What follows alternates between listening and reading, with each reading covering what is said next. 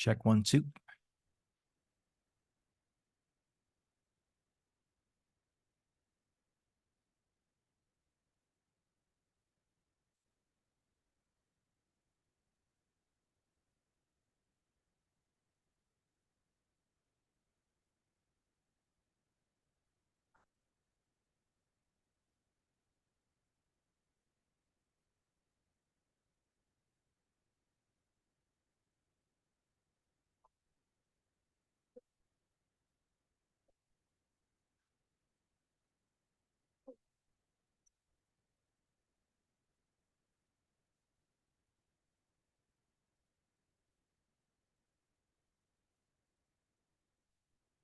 Okay, everybody.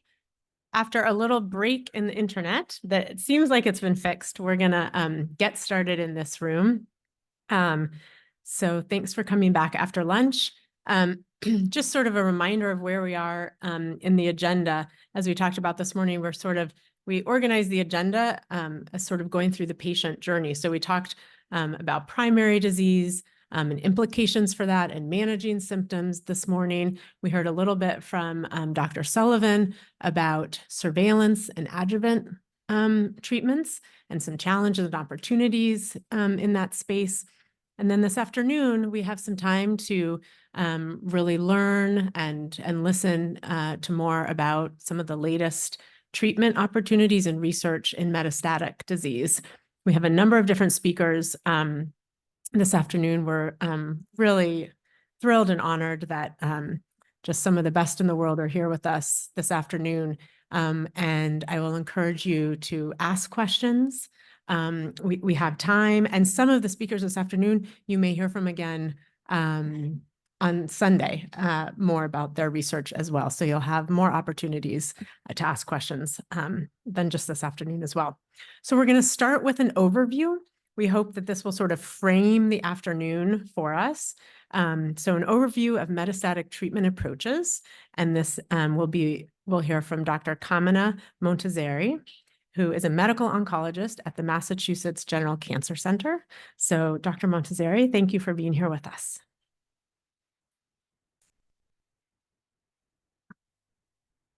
Thank you so much for the opportunity. I'm sorry, guys, I've lost my voice, but one of my patients who's an opera singer just gave me a good advice that stay as close as possible to the microphone.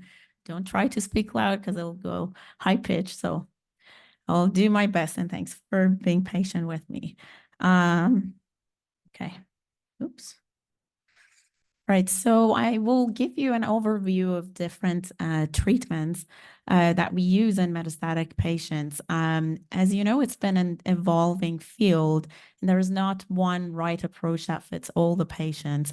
We use different methods of treatment, and I'll give you an overview of all of them, including systemic therapies, liver-directed therapies, sometimes the combination of both treatments that we use, and some clinical trials that we will review quickly. I think I skipped one slide, but let's see. So up until, this is so sensitive. Up until 2 years ago, we really didn't have any treatment specifically approved for metastatic uveal melanoma that showed survival benefit. And tebentafusp was the first systemic therapy drug that was approved, and it was the first drug of its kind that was approved. Dr. Sullivan will talk to you this afternoon more about this treatment. And then there are some immunotherapy medications that, based on the data that we had for systemic treatment of metastatic cutaneous melanoma, we have been using it in uveal melanomas as well, with different responses than the ones that we expect in cutaneous melanomas. And Dr. Buchbinder will review them in detail with you. There was a recent approval of a medication called melphalan given through percutaneous hepatic perfusion to the liver that I'll review briefly with you. And it should benefit in decreasing basically the size of the lesions. And it received approval later last year.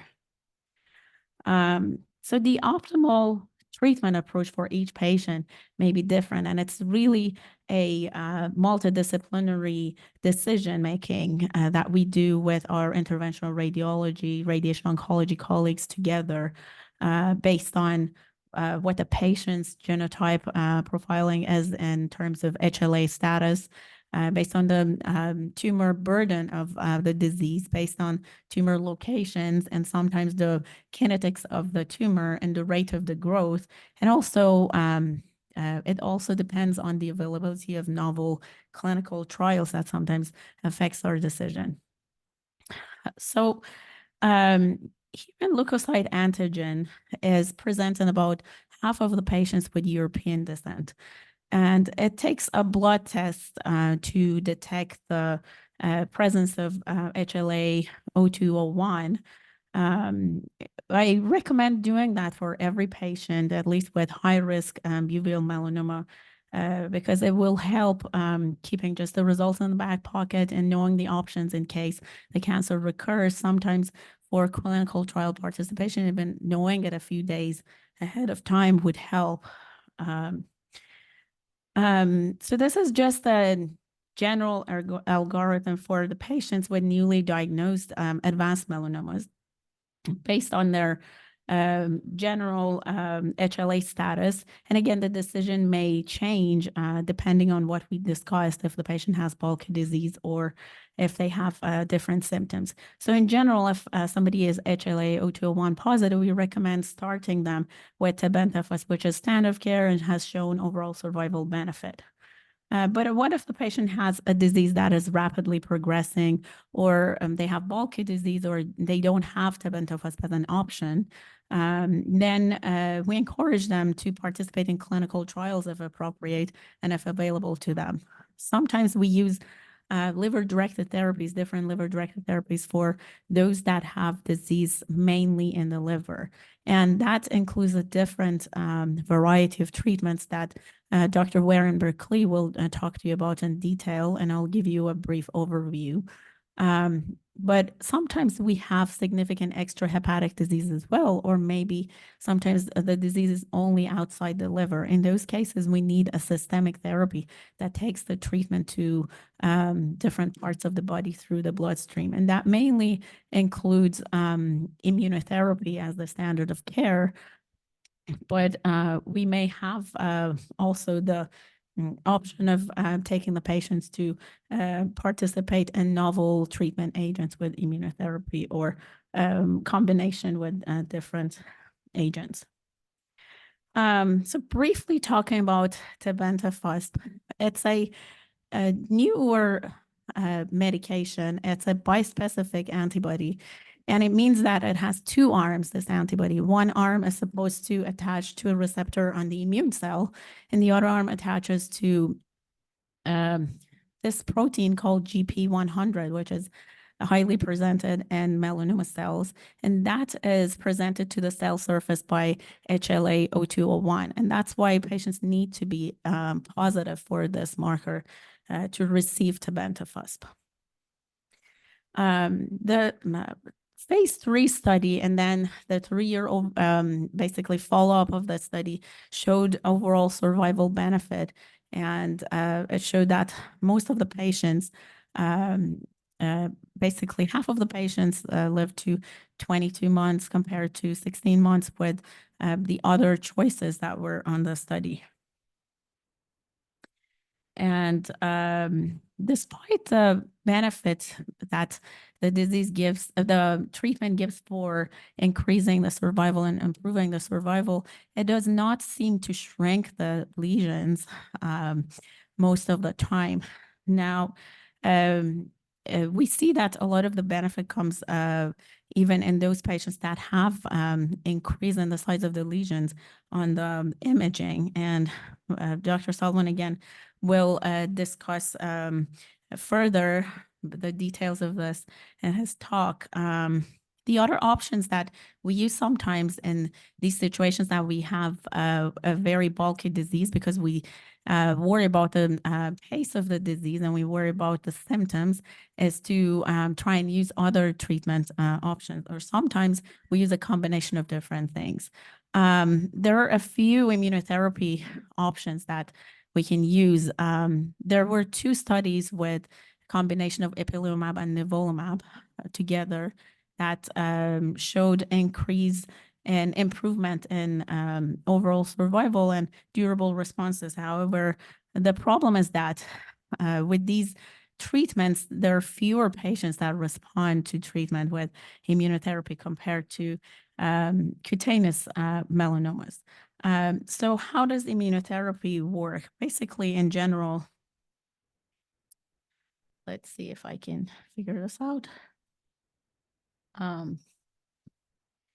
In general, if you look at these 2 cells, the immune cell and the cancer cell cells have a way of attaching to, thank you so much. Okay, thank you. Cancer cells have a way of attaching to the immune cells and turning them off through different receptors, including PD-1 and PD-L1 combination. So the way immunotherapy medications work is that they don't let this attachment happen, and they activate the immune cell to recognize the cancer cell and kill them. Now, we expect durable responses with this mechanism. However, the problem is that, again, the responses are not robust in uveal melanoma compared to other types of melanomas, including cutaneous melanomas.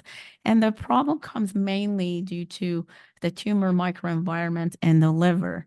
It has been shown in different studies in cutaneous melanoma patients that have developed disease in the liver that the response to immunotherapy is not as robust compared to those that don't have disease, metastatic disease in the liver. And also in different types of cancers, it's been the same experience that we don't get the same response when the disease travels to the liver. Now, this comes partly because of the pressure from the tumor inside the liver that causes the mechanical barrier and doesn't let the drug delivered effectively into the tumor tissue. And the second reason is the tumor microenvironment itself and presence of basically suppressive immune cells, suppressive different cells in the liver tissue. So for this reason, we most of the time, on top of systemic therapy that we give to patients with metastatic disease, we need to also target the liver directly as well. And that may include a variety of different options depending on the size of the lesions, the number of the lesions, their location. And Dr. Waring-Buckley will walk you through this. But overall speaking, it can include basically perfusion therapies of different chemotherapies, hepatic artery infusion of chemotherapy medications, or radioembolization, immune embolization, or chemoembolization of the tumor, or sometimes bland embolization. We sometimes radiate the lesions if basically there are limited number of lesions that can be treated. And we also sometimes use ablation therapies. So this is a very simplified, basically overview of percutaneous hepatic perfusion of melphalan that was recently approved here in the United States and previously in Europe. So if you look, there is one step which is called isolation, that you kind of isolate the hepatic artery. You deliver the drug to the liver through the hepatic artery. And then the chemotherapy medication that goes to the liver needs to be filtrated out of the body. And then the blood is given back, it's returned to the body. The phase 3 of the study, there were 2 studies differently done in Europe and here, and both of them showed good overall response and good progression-free survival benefits, both inside the liver and also overall progression-free survival benefit. But so far, we haven't seen from the data that it helps patients live longer.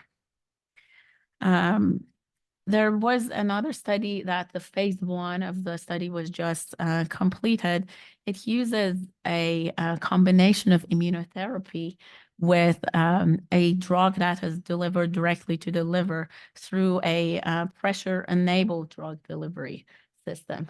So this is to, the goal is to kind of overcome the mechanical barrier of delivering drug into the liver. So this device uses basically a filter that synchronizes with the cardiac cycle, and it delivers the drug, and it prevents it from refluxing back to the body with this filter that you see here.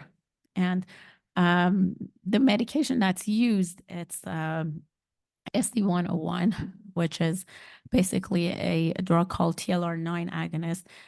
The goal is to change the tumor microenvironment so that immunotherapy works better and acts better.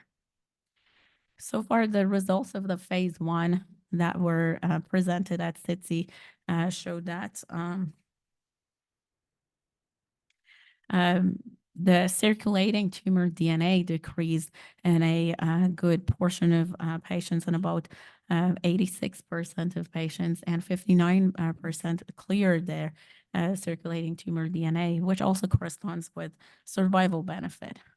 Most of these patients had stable disease, interestingly, and they didn't see shrinkage of tumor in a lot of the patients that benefited from the treatment, sort of like tebentafusp, that you see more stable disease rather than shrinkage of the tumor, suggesting that just monitoring the disease by radiographic imaging may underestimate the effect of the treatment.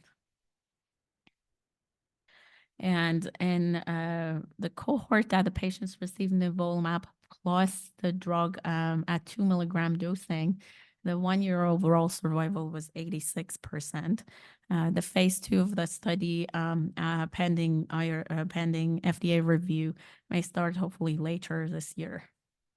The other study that Dr. Hawk will talk more about is the combination of 2 oral medications. And I'm sure this morning there were more conversation about it that I missed, unfortunately. And it showed basically the preliminary data from the phase 2 showed about 45% overall response rate in the patients that were evaluable, and the disease control rate again was high.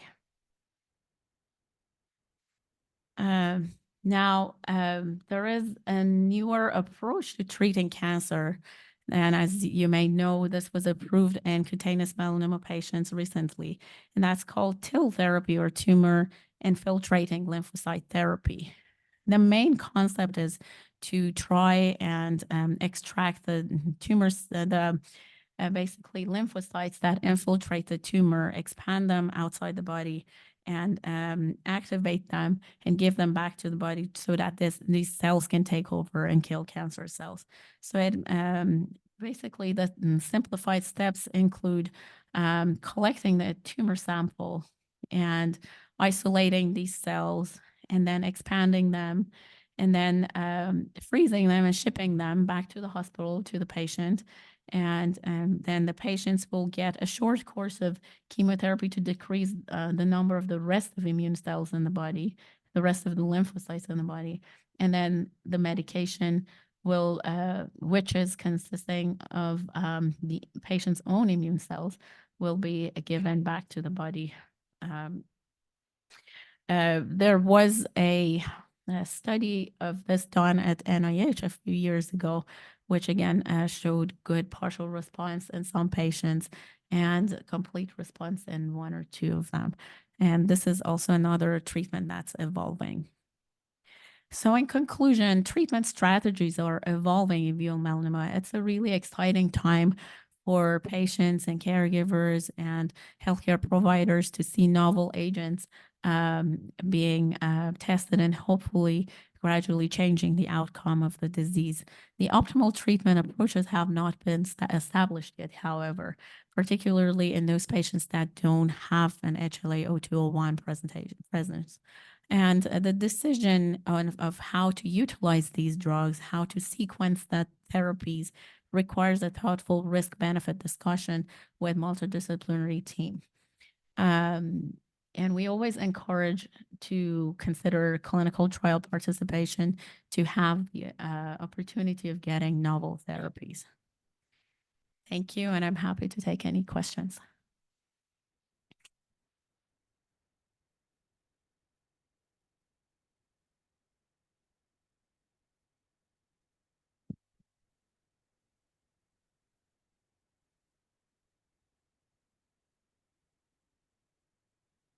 I just have one question. At the end of your presentation, is that the same study that we read about in the Washington Post a week or so ago about work being done in Pittsburgh? Yeah, it's not the same study, but they have similar concepts. This was done at NIH, and the one at Pittsburgh is ongoing with another site at Memorial Sloan Kettering participating, but they have similar concepts. So the whole concept for all of these types of treatments is that you can extract your immune cells that are attacking the cancer already and to expand them and then keep them active for a long time and giving them back to the body to take over the cells that are able to recognize and they are already activated against cancer. Right. That's very good. Thank you. Of course. So, sorry, No worries. I figured I'd pick up the mic while she had it. Oh God, what was my question now? Lost it. There were a couple online questions. If the Yes, but there was a question here. Yeah, I Maura. just wanted to make a comment about Yeah, the of TIL course. therapy. If anybody's interested, I know a person who went through that and he had total metastatic melanoma. His was mucosal. He had the TILS therapy. He was the last person into the clinical trial. He is now completely free of cancer. He has been that way for a couple of years. And he wrote a book, he self-published it, and it's on Amazon. If anybody wants to read about it, it's called Killing Cancer with TILS. That's a wonderful story. Okay, maybe let me just take a look at a couple of the online. Okay, one is, whoops. Can patients, this might be left over from our morning session, but can patients opt into taking tebentafusp prior to liver metastasis if they have circulating tumor cells? Or is there anything that a Yeah. patient should consider? This is an excellent question that we have been really eager to answer over the past few years. Hopefully, if soon we have a clinical trial to look into this, that would be fantastic. So with the mechanism of action of the drug, it's possible that we get a benefit from a medication that is kind of like immune engaging or matchmaking between the immune cells and cancer cells. And if we have circulating or we have active cells in the body that should work. Now the question is how long to give that medication for, and how much of a benefit we would give, and what type of benefit we would get from that. So far, we don't have that as standard of care. So unfortunately, we don't have that available to answer the specific question. Okay, thank you. And then one other, this is, excuse me, a question that a friend was diagnosed with METS and had her tumor tested, had some specific testing on it.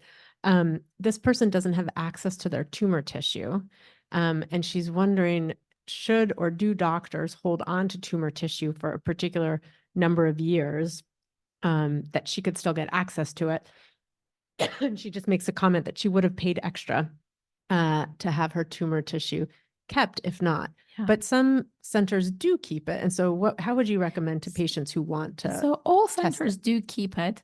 If it is for testing, if it's for genetic testing, after a few years, and Dr. Sullivan's the best person to answer this. Hopefully he's going to get into this, but after a few years, it's not going to be as easy to extract the basically genetic information from that.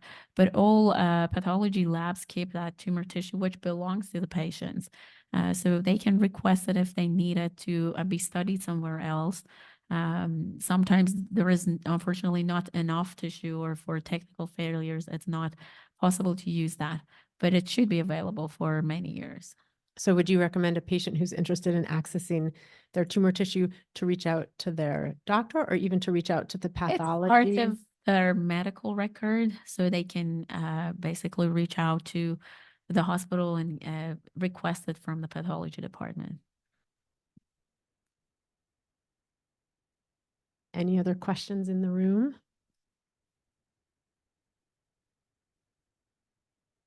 All right. Thank you Okay, so thank much. you.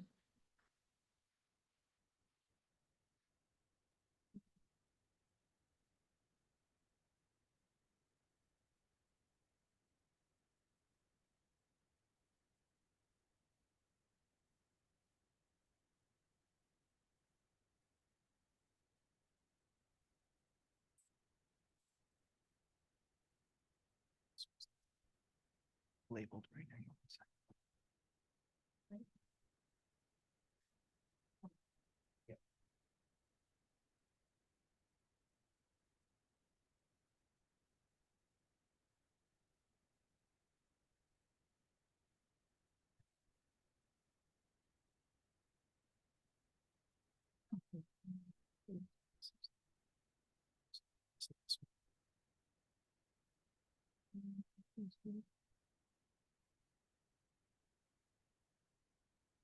She might have put it on the wrong track. She's changed.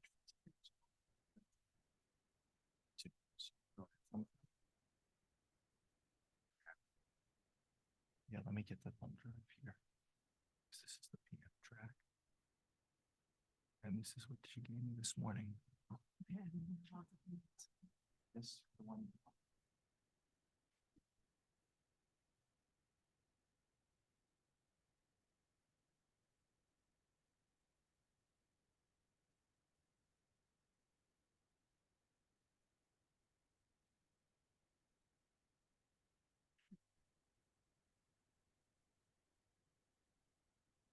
Let me switch to his.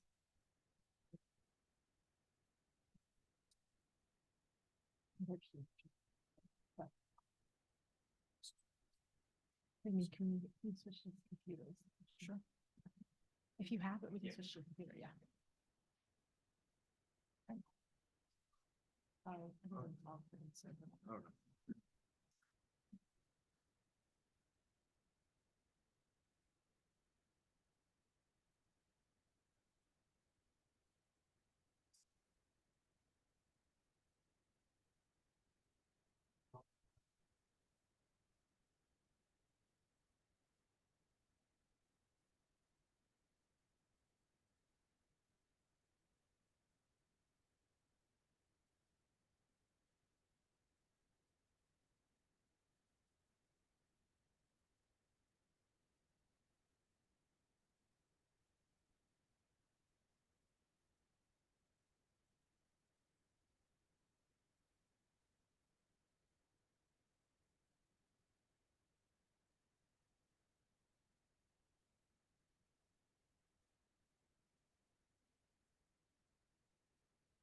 Okay, this may have been meant to be since Dr. Sullivan's name came up so many times in the questions.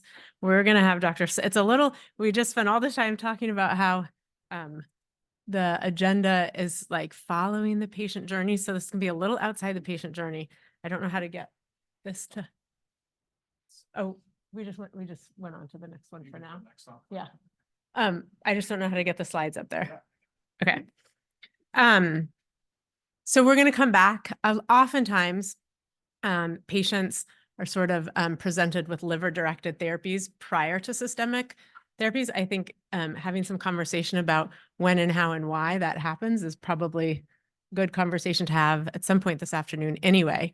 But we're going to hear from Dr. Sullivan about tebentafusp in practice first, and then we'll come back and learn more about liver-directed therapies. And this probably is relevant to the clinical space where you're going back and forth between systemic and organ-directed anyway. So Perfect. thank you, you. Dr. Sullivan. Thanks again. So it's still a pleasure to be here. Free coffee was nice too. Lunch was good too, but I'm not addicted to lunch. Okay, so we're going to talk about tebentafusp in practice. So this we know a little bit about and just heard a little bit more, but when we think about what tebentafusp was compared to in the clinical trials, it's still important to kind of highlight the unfortunate, woeful response rate that we tend to see with our standard immune therapies, which, while approved for uveal melanoma and approved for cutaneous and uveal melanoma, but substantially more effective in cutaneous melanoma than in uveal melanoma. So what the heck is tebentafusp? So we heard a little bit about some of the data, but the obvious answer, I know this is all on the tips of your tongue, but it's an immune mobilizing monoclonal T cell receptor against cancer. We call it an ImmTAC, and this will also be one of the quiz questions after the race tomorrow. So this is a fancy picture from our friends from Immunocore that's been presented at a number of meetings. And take out this lightsaber here. So there's two parts to the molecule. But before we talk about the molecule, we can talk about what normally happens. So this is an interaction between a cell, in this case, it's a tumor cell, and this is a T cell, where this protein on the surface of the T cell called a T cell receptor interacts with this little red thing, which I don't know if it's red in real life. I've never seen a picture of it. But it's a little piece of chopped up protein that's been loaded onto this other protein called HLA, which is on the tumor cell. Now, I'll tell you a little bit more about HLA in a minute, but so what the tebentafusp does is it actually functions like this purple thing, and has on one end this T cell receptor-like domain that can bind to the red thing, and on the other end, it engages with T cells. So it's basically pretending to be this by binding to the peptide that's on the tumor cell and then bringing in a T cell. So it has two parts to it. And we called this a bispecific molecule because it can do two things. And so it's a lot like this. So Dr. Montazeri mentioned matchmaker, but it actually is a matchmaker, but it's an evil matchmaker, good for patients, bad for cancer cells. It would be like if Fiddler on the Roof was like, matching up somebody with, I don't know, this guy from Silence of the Lambs. I didn't want to mention like a real serial killer, but Hannibal Lecter, that would be a bad matchmaker, but effective if what you're trying to do is kill the cancer cell. Okay, so what is HLA? So I showed you this picture before. So that's the HLA molecule. And HLA is called human leukocyte antigen. There's two types of HLA. There's class 1 and class 2. not to be confused with Castle Bioscience. This is class 1 and class 2. This is different. Class 1 is on almost all of our cells. And it's the way that cells interact with the immune system and tell the immune system, kill me or don't kill me. And so that's a little weird that we'd have this in, but let's say that cell got infected with some virus. It's a good way of identifying to the immune system that there's virus there and you should kill that cell. Because the organism has lots of cells. We can stand to lose a few. And class 1 is also on cancer cells. It comes in, and so a cancer cell can look different, right? It should look different than the rest of the body. And so this is a way of that cancer cell telling the immune system to kill me, which generally is not a great thing for cancer cells to do. So they have a lot of ways to try and get around that. There are 3 subtypes of class 1, HLA-A, B, and C. Thankfully, we're not talking about class 2 because it totally doesn't make sense alphabetically, but class 1 it does. And we inherit 1 each, an A, B, and C from our parents. So we have 6. And in the old days when we were doing bone marrow transplants, in the new days when we're doing stem cell transplants, this is how we type. And so when we talk about a matched stem cell transplant has, because there's 6 out of 6 match is, all your HLA is matched up.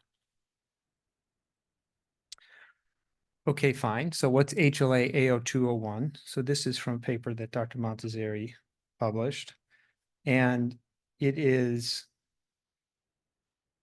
a lot of numbers. I'm not going to, this won't be on the quiz because those in the back are disadvantaged because they can't see. But basically, HLA A0201 is present in about 30% of Europeans. If you look at Northern Europeans, it's even higher. On the clinical trials for tebentafusp, it was about 40 to 45% of patients who were with uveal melanoma that was metastatic were enrolling that were positive for HLA A0201. Now, the reason we need this to be A0201 positive, or patients to be, is because the way that this cell and thus this drug can recognize this red thing is it's in the context of HLA. So if you don't have an HLA match, this won't recognize the tumor. And so that's the rationale for why we need it, for explanation for why we need it. The challenge is it's different in different subgroups. So in African Americans, about 12%, in Asian Pacific Islanders, about 6%. In patients of Latin descent, it's about 20%. So it's kind of all over the place. And as we start developing more and more drugs that are like this, we're actually going to have a larger and larger diversity problem in oncology. But that's a different soapbox that I'm not going to jump on today. But it's an interesting problem in the future. Dosing can be tricky with tebentafusp. So the phase 1 trial of tebentafusp, sort of the way you do a phase 1 trial is you take a drug and you give it at a dose and you figure out how frequently you should give the dosing based on how the drug kind of goes up and down in your body. And it was figured that we were going to have to give this drug a lot because it rapidly gets out of the body. So it was planned for weekly dosing, which it started. And as we got up to higher and higher doses of the drug, patients were getting really sick on that first infusion. And by really sick, like their blood pressure wasn't normal. It went really low and they had to get fluids and or steroids and or medicines to keep the blood pressure up and to squeeze the vessels, and patients had to go to the ICU. And so that syndrome that patients were having is something called cytokine release syndrome. Cytokines are other things that help the body communicate, or the immune system communicate with each other, and they can cause all kinds of weird things like fever, achiness, feeling terrible, low blood pressure, death.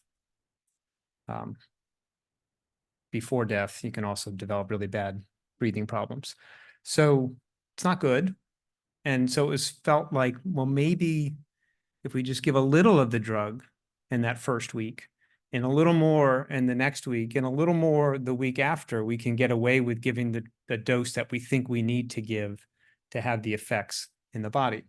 And so that's exactly what happened in this trial, is they just kind of went with 20 and then 30. And then for reasons that I have no idea, the maintenance doses were 54, 64, and 73, and 68. I don't know if the Immunocore folks have anything to say about that, but it makes no sense when people like say, I'm getting 20, then 30, then 68. Like, yes, that's exactly correct.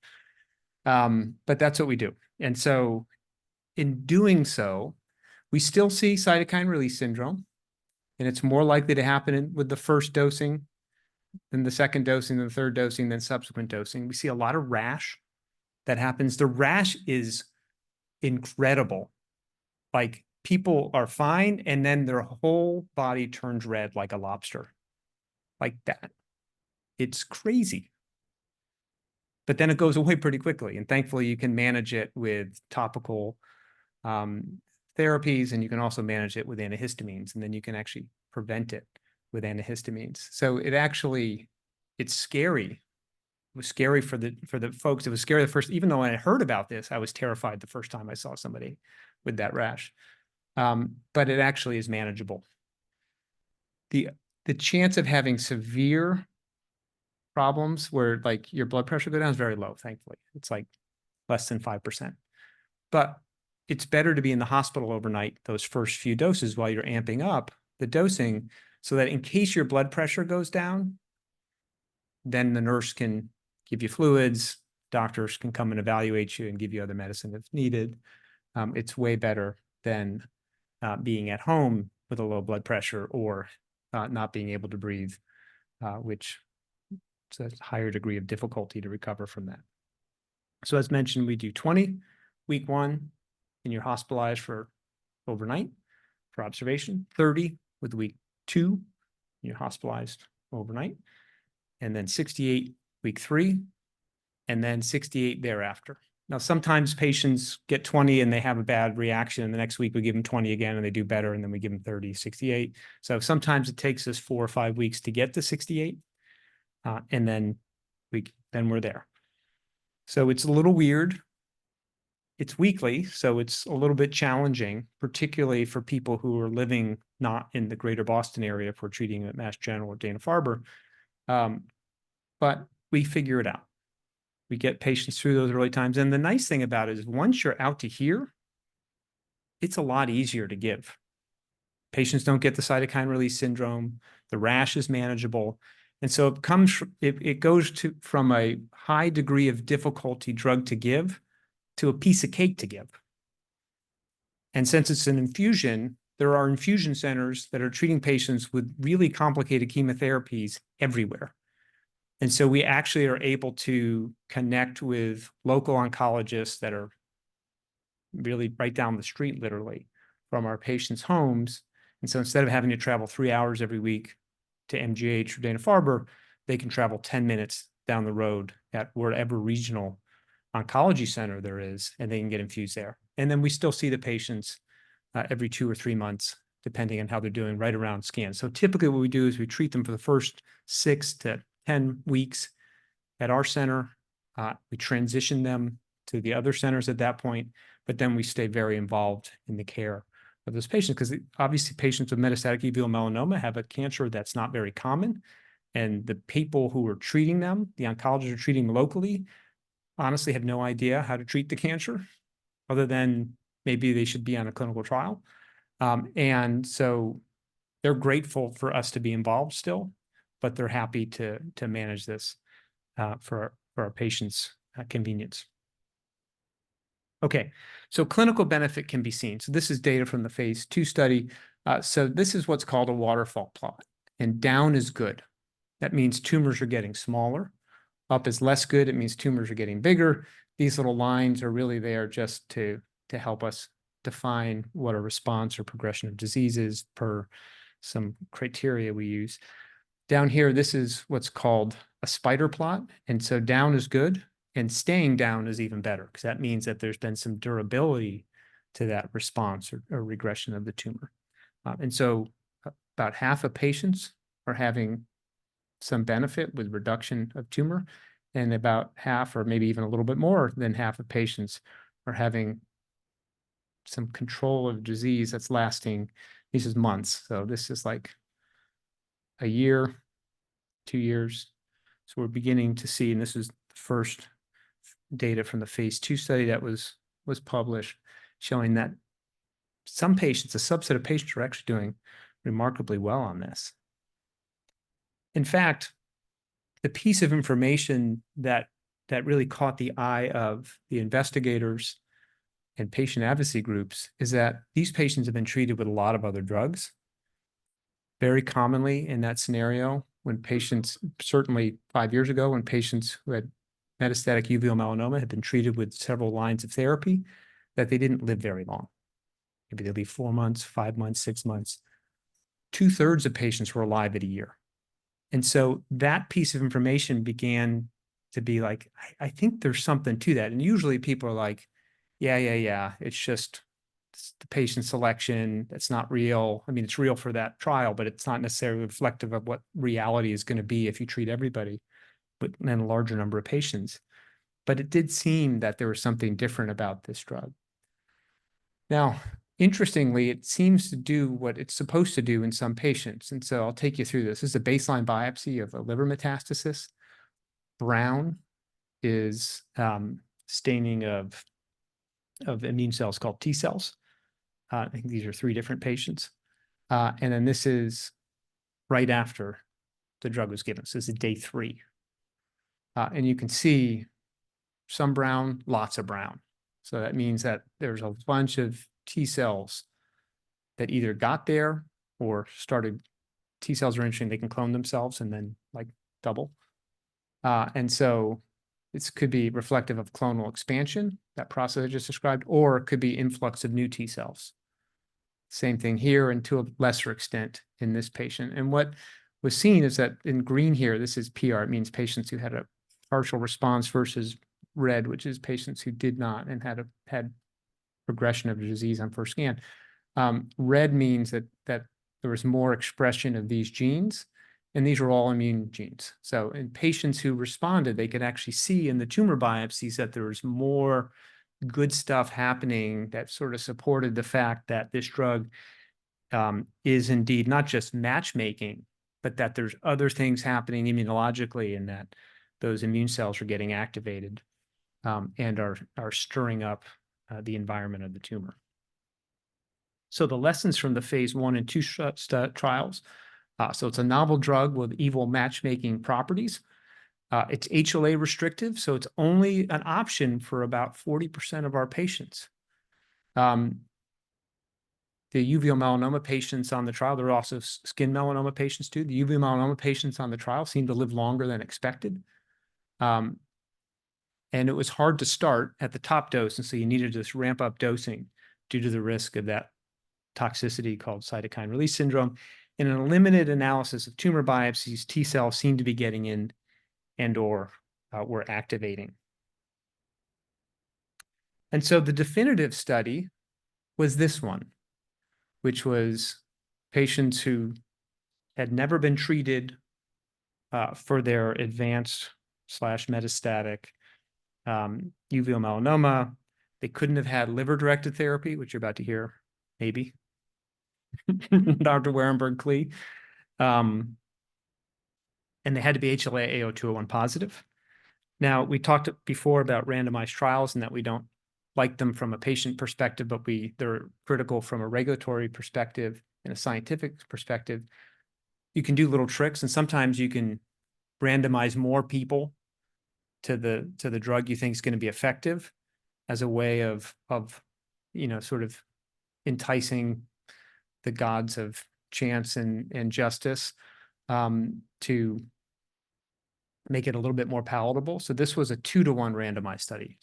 So 2 patients to every 3 randomized, or 2 to every 1 randomized, 2 out of 3 randomized, got tebentafusp, and 1 received investigator's choice. Investigator's choice was either dacarbazine, which is a chemotherapy that many, including Beth and my mentor in training, called a toxic placebo, ipilimumab, and pembrolizumab, which are not that wonderful. I showed you that first table, which essentially shows that these don't work in most patients.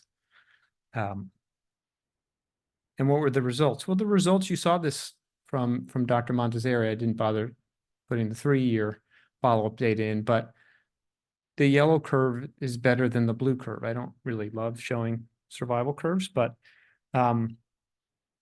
it's clear that that patients were more likely to be alive if they were randomized to this. And there's a lot of different types of endpoints that are out there. We talk about progression-free survival. Did it delay progression? We talk about response rate.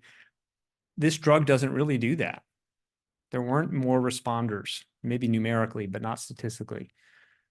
It didn't really delay progression in most patients, but patients lived longer if they were randomized to this drug or not. And I've had arguments with very smart people about why that's important. And they say, but it's not real drug. Like, it's real drug. It actually works, but you're just thinking about it wrong. This is not a facsimile of the figure I showed before from the phase 2 study. This is the phase 3 trial, basically showing that, again, early on, it's the week 1, week 2, week 3, week 4, week 5. Actually, this is week 8. Again, becomes easier to give and to receive the more doses you get. And the severe side effects, while not very common, are happening very, very at a low rate as you get further out. So again, tricky to give initially, very safe once you've gotten through the first 6 or 8 weeks. There's a few other points I wanted to make that helps us kind of think about this. And on Sunday, I'll talk a little bit more about circulating tumor DNA and some of this data, but because most patients don't respond, I didn't show this part of it, but if you look at that, the survival curve of all the patients whose best response was growth. So not even looking at patients who responded, not even looking at patients whose tumors sort of slowed down.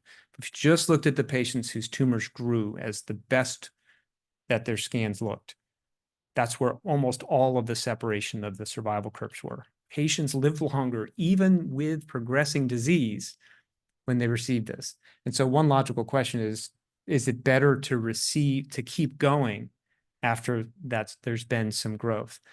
And this was a study that we presented a few years ago at one of our annual meetings with the ASCO, and it suggested that there may be a little benefit from continuing beyond progression.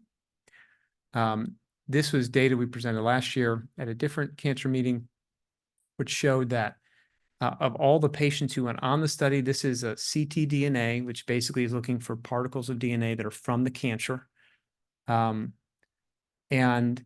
showed that almost everybody, so 88% of patients whose ctDNA was detectable, and of the patients who went on the study, about 60 or 65% were detectable, had a reduction. And the larger the reduction, the better the outcomes. And so in a disease, in a drug for that disease, where the scans may not tell the whole story, this seemed to help get a better understanding of who's most likely to benefit. And this year, in a few weeks at ASCO, we're gonna present some data that suggests that there may be some patients in particular that following ctDNA may help make that decision for who should be treated beyond progression.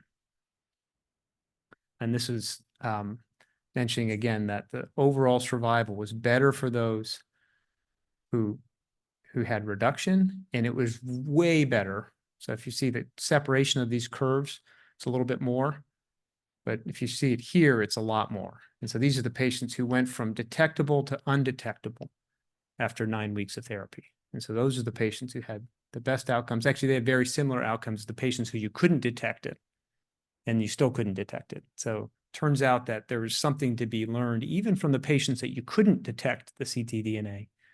The absence of detection either at this time point, either because it went away or because it was never there, those patients had the best outcomes. All right, so lessons from trials to clinical practice. This is my last slide. Actually, I have one more slide.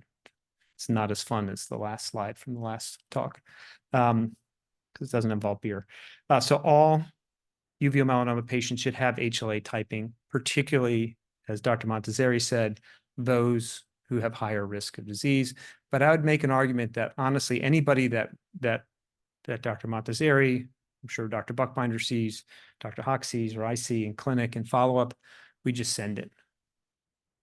Now, we're trying to catch up on sending it on the patients that we may not have sent it on before we started sending it routinely on everybody, new patient we see. It's nice to have it because then at the very least, even in that terrible scenario, we're telling somebody that we think their cancer's come back, we can at least say we know whether this is or is not an option. And there's clarity in that. And there's usually some, obviously some solace in at least knowing what the plan is, as opposed to we're going to do another test and then we'll tell you what the plan is.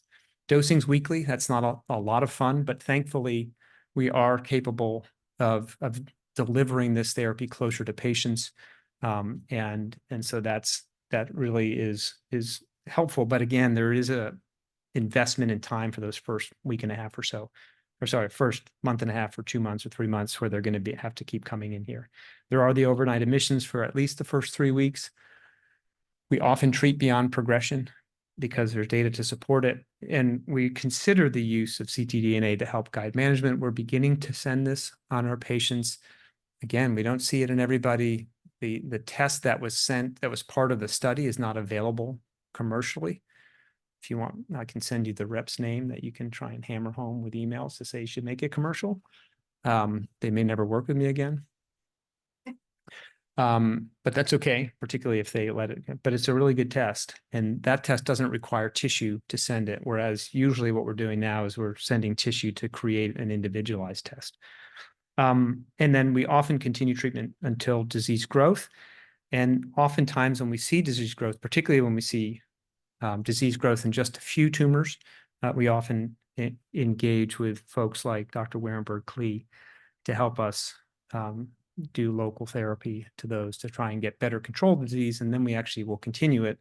And Dr. Montazeri is putting together an abstract for an upcoming meeting around the idea of doing that type of therapy with continued treatment. Okay, with that, thank you again. I urge you to come out. I know it's 6:30 and it's going to come early, but then you get to run. And I may or may not wear my Honey Smack shirt tomorrow. I haven't decided, but I look forward to seeing you there. And thank you again for your attention.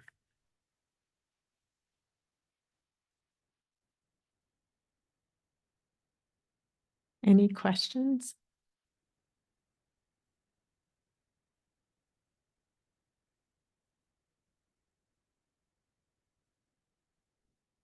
Two questions. One for a friend who's actually getting his sixth one today.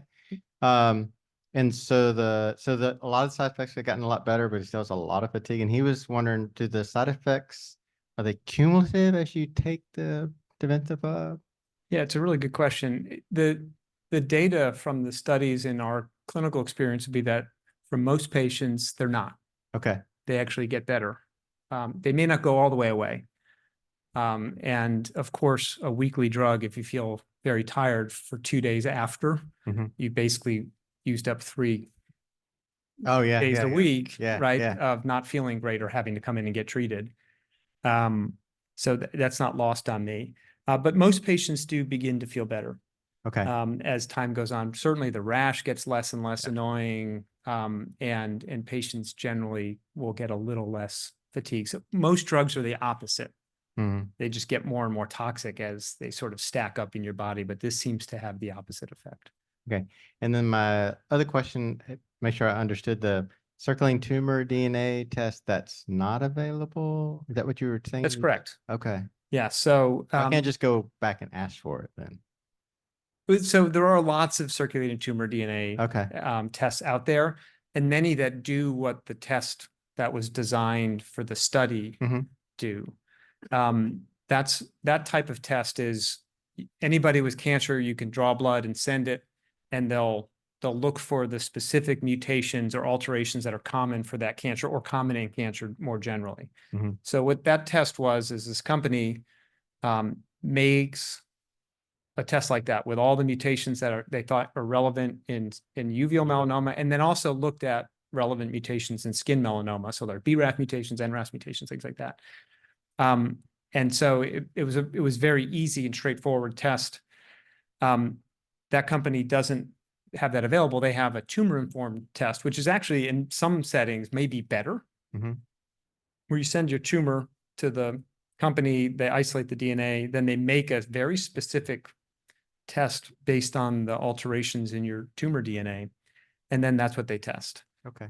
If you don't have enough tumor, or if the biopsy of the liver metastasis, which is the most commonplace, has a lot of necrosis in it and very little cancer, it may be enough to make the diagnosis that this is metastatic cancer Mhm. and metastatic melanoma, but not enough to inform a test like that. And so because there's like a handful of mutations that are commonly seen in uveal melanoma, it may just be as simple as just using a test that's just looking at those, and then you don't need to have that issue with sending the tissue sample. Because I'd say about quarter to a third of the tissue sample we send to this company is not usable. Can I ask one more question about CT? Sure. So is that like floating around in your blood before your metastases, or it floats more in your blood because now you have metastases? Probably both. Probably both. Yeah. Okay.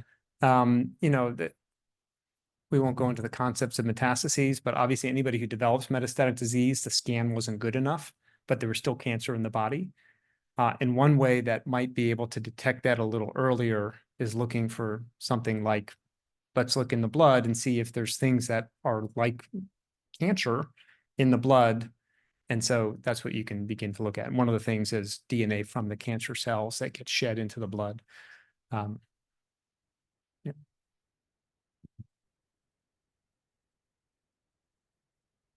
So I know that it's not fair for me to ask a question, but I'm really curious because I'm not going to remember this by the snack break. So, and it's something that I'm really wrestling with. So you continue this drug past progression. And so a lot of patients will see their disease growing and we continue it. And it does become, because there are potentially other options, a real debate of when do you think about switching therapy on tebentafusp. So I'm just curious what your thoughts are. It's an excellent question, Dr. Buckbinder. Sadly, I'm going to be going to see a new patient and I can't ask you a hard question too. So I think there's a few things that make us more comfortable about treating beyond progression. If somebody has very rapidly progressing disease or very symptomatic disease or things like that, if a next line therapy is going to work, you should probably, that's the time to do it, whether that's a clinical trial or whether that's Ipi/Nivo or whatever, so a scenario where it's not just a little bit bigger, but a lot bigger, or there's new sites that are growing rapidly, we feel much less comfortable. The data from the presentation a couple of years ago supported that. Like patients if you looked at like the measurement, so it's the RECIST measurement, if it was going very high up as opposed to just a little high up, those patients shouldn't have been treated beyond progression, and they didn't seem to get any benefit from it. So that's one. I think number two, if you have a great next option, like if you have a clinical trial that's available and you're not sure it's going to be available 6 months down the road, but the data looks really exciting, I'd feel perfectly comfortable not treating beyond progression in that scenario. But I think in the absence of that, what we've typically done is do it. And particularly if it's just one or two things that are growing, then a radiation oncologist or interventional radiologist can often do that. And so sometimes we'll just treat beyond progression without including them, but we'll talk to them and say, I think I'm going to keep going, but this is easy to treat if this gets bigger, right? And then instead of checking their scan in 12 weeks, I check it in 8 weeks. And then sort of hedging bets a little bit that even if we see growth, we'll be able to hopefully control it. That's actually a really good transition into the next talk. Yeah. If there's one last question We can take it, but otherwise, okay, we'll take, how about one last quick question? Because we're a little behind. Yeah, perfect. Is it related to liver-directed therapy? Because then it'd be, otherwise, I'll fold it into it. I'll get my answer into It's that. really not that at all. I just wanted to say how grateful I am to all the presenters. You've talked about some really important things, which is sometimes hard to digest on your own, sitting in your office and looking at a computer. And the fact that you've spent so much time here, I'm really moved by that. I know how busy and how in demand you all are. And I'm blown away, and I just want to say thank you. Thanks. I know that wasn't just directed at me, but I'm going to accept all of it on behalf of everybody Well, else who's here. And my guess is that everyone in this room probably shares those sentiments. So thank you for saying that out loud. I think that's very true. Thank you, Dr. Sullivan. We know that you need to leave. So we'll see you tomorrow. Everyone will have their racing shoes on to try and beat you. Okay, so now we're going to go back in the program. Thanks for being flexible with us. And we're thrilled to have Dr. Eric Warenberg-Klee with us. Dr. Warenberg-Klee actually joined us for a webinar last year, I think. So some of you may know him from there, or some of you are patients from here, from Boston. But Dr. Warenberg-Klee is an interventional radiologist and the director of the Center for Image-Guided Cancer Therapy at Massachusetts General Hospital. We're very excited to have you here. Thank you for sharing your time, as we just heard. And maybe just a question that I will pass on to you is sort of this ongoing question that has come up a few times over the course of the day is, how do you think about integrating liver-directed treatments with some of these newer systemic therapies? And this has become a more complicated question. Like a few years ago, it was much less complicated because we had fewer choices. So it's like a good problem to have because now we have options. So as you're going through your talk, if you wouldn't mind just speaking to that a little bit, how you guide patients. Thank you, Sarah, for the introduction. And yeah, I will definitely touch on that in my talk. So I think Cam ended up stealing most of my thunder. Thank you, Cam, by talking about what I'm going to talk about. But I'll go through it again, and I'll have more of a, I'll try to have the perspective of more like what does this mean for a patient going through? Like, what are you going to experience? What are the logistics of it? I think helps to demystify it because there are a lot of sort of very specific things involved. And so let's focus by breaking it down into first, how do we approach single or few metastases versus how do we approach a sort of a multifocal approach if there were metastases everywhere. So the first thing, when you see a single site of disease in the liver, this being the liver, is you can think about surgery. Okay, so we don't do it that often, but that would be sort of the first approach. You know, often in the setting of metastatic disease, we're not going to offer surgery just because there's a lot of morbidity involved, right? So recovering from surgery is a big deal.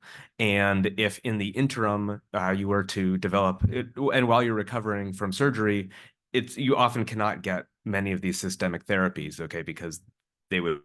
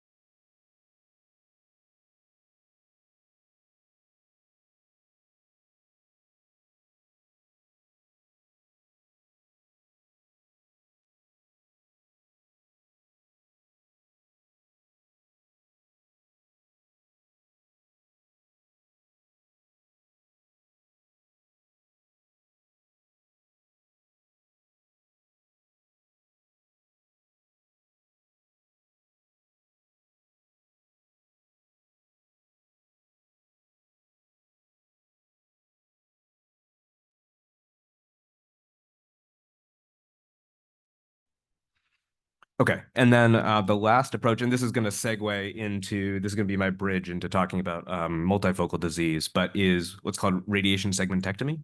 And this is actually an arterial therapy that I do, or that interventional radiologists do, but it's where you get delivering very high dose radiation, this radiation called yttrium-90 directly to the tumor. So here's an example. So this patient has a solitary tumor right there. That's what's kind of bright right in the middle of the liver there. It's not in a great spot for ablation. It's a little bit too big. It's near some central structures that we'd rather avoid any thermal damage to. So what we do is first a mapping study, which is an outpatient study, and this is an angiogram. It's called a celiac angiogram. Basically, I'm looking at all the blood vessels that go out to the liver, and you don't need to know what every blood vessel is. But basically, see this sort of dark area here that's called a tumor blush. That's the irregular vasculature of the tumor, and then if you look on this rendering here, what we do is it's called a cone beam CT. It's a way to get very high resolution images of the blood supply. You can see there's all these little blood vessels kind of going to feed that tumor. But what that does, what this thing here does with this sort of, it's kind of like a roadmap to how are you going to treat the tumor. And so I know where to park my catheter. I come back, I select the amount of radiation we want to give, and I'll give between 1 and 3 different aliquots of this radiation to the tumor in another outpatient procedure. And in this case, this is some pictures from that. This is a picture from that procedure, and this is what it looks like afterwards. This is deposition of the radiation into the tumor itself with a scan of what that looks like. And so this is also an outpatient procedure. Patients are the main thing is you get quite tired afterwards, but don't need to be hospitalized. And this is an example of a patient having a very good result. Okay, this is all dead. The tumor is all dead there. So in patients who might have limited disease, these are all the sort of ways we would first approach this. Okay, and all of them have a very high ability to control local disease. And I think if you're presenting with sort of liver metastases, but limited liver metastases, any of these approaches, and many of them will be dictated by the anatomy itself, by exactly where the tumor is, are good approaches. And so that kind of segues to how do we deal with multiple metastases? So if you have multiple metastases, almost all the therapies are going to be arterial directed, which means similarly to the radiation segmentectomy I just showed you, we're going to get a catheter into the blood supply to your liver, which is, just put it down. So a little catheter that goes up your aorta, or actually sometimes you can have it go down your aorta from your wrist, but then up your aorta from your femoral artery, which is an artery in your groin, and we'll go out here through your hepatic artery, and then we'll go to various branches as appropriate. And so I'll just kind of go through all those flavors and talk a little bit about them. You'll find that with a lot of the arterial directed therapies, because they're actually classified as devices, the robustness of the data, or sort of the size of the trials really, isn't the same as a lot of the systemic therapy trials, which makes interpreting the data on their success or failure a little more challenging. I'll speak to it, but I don't want to put it up where I don't want us to think about it, the exact numbers they show in these trials too much. So these are more examples of what these pictures look like, intraprocedural ideas. So you can imagine, this is just showing you the road to the tumors, and you can put all manner of things along that road can be injected. Okay, so I talked about radiation already, and so in this multifocal setting, there's also good data. That data is out of Jefferson in terms of the studies that have been done showing that Y90 in a more lobar approach, which means giving it to the whole lobe, also works very well. But there's a whole bunch of different flavors, okay? So the next flavor is chemoembolization, and that's actually represents a few different things. It's not that standardized.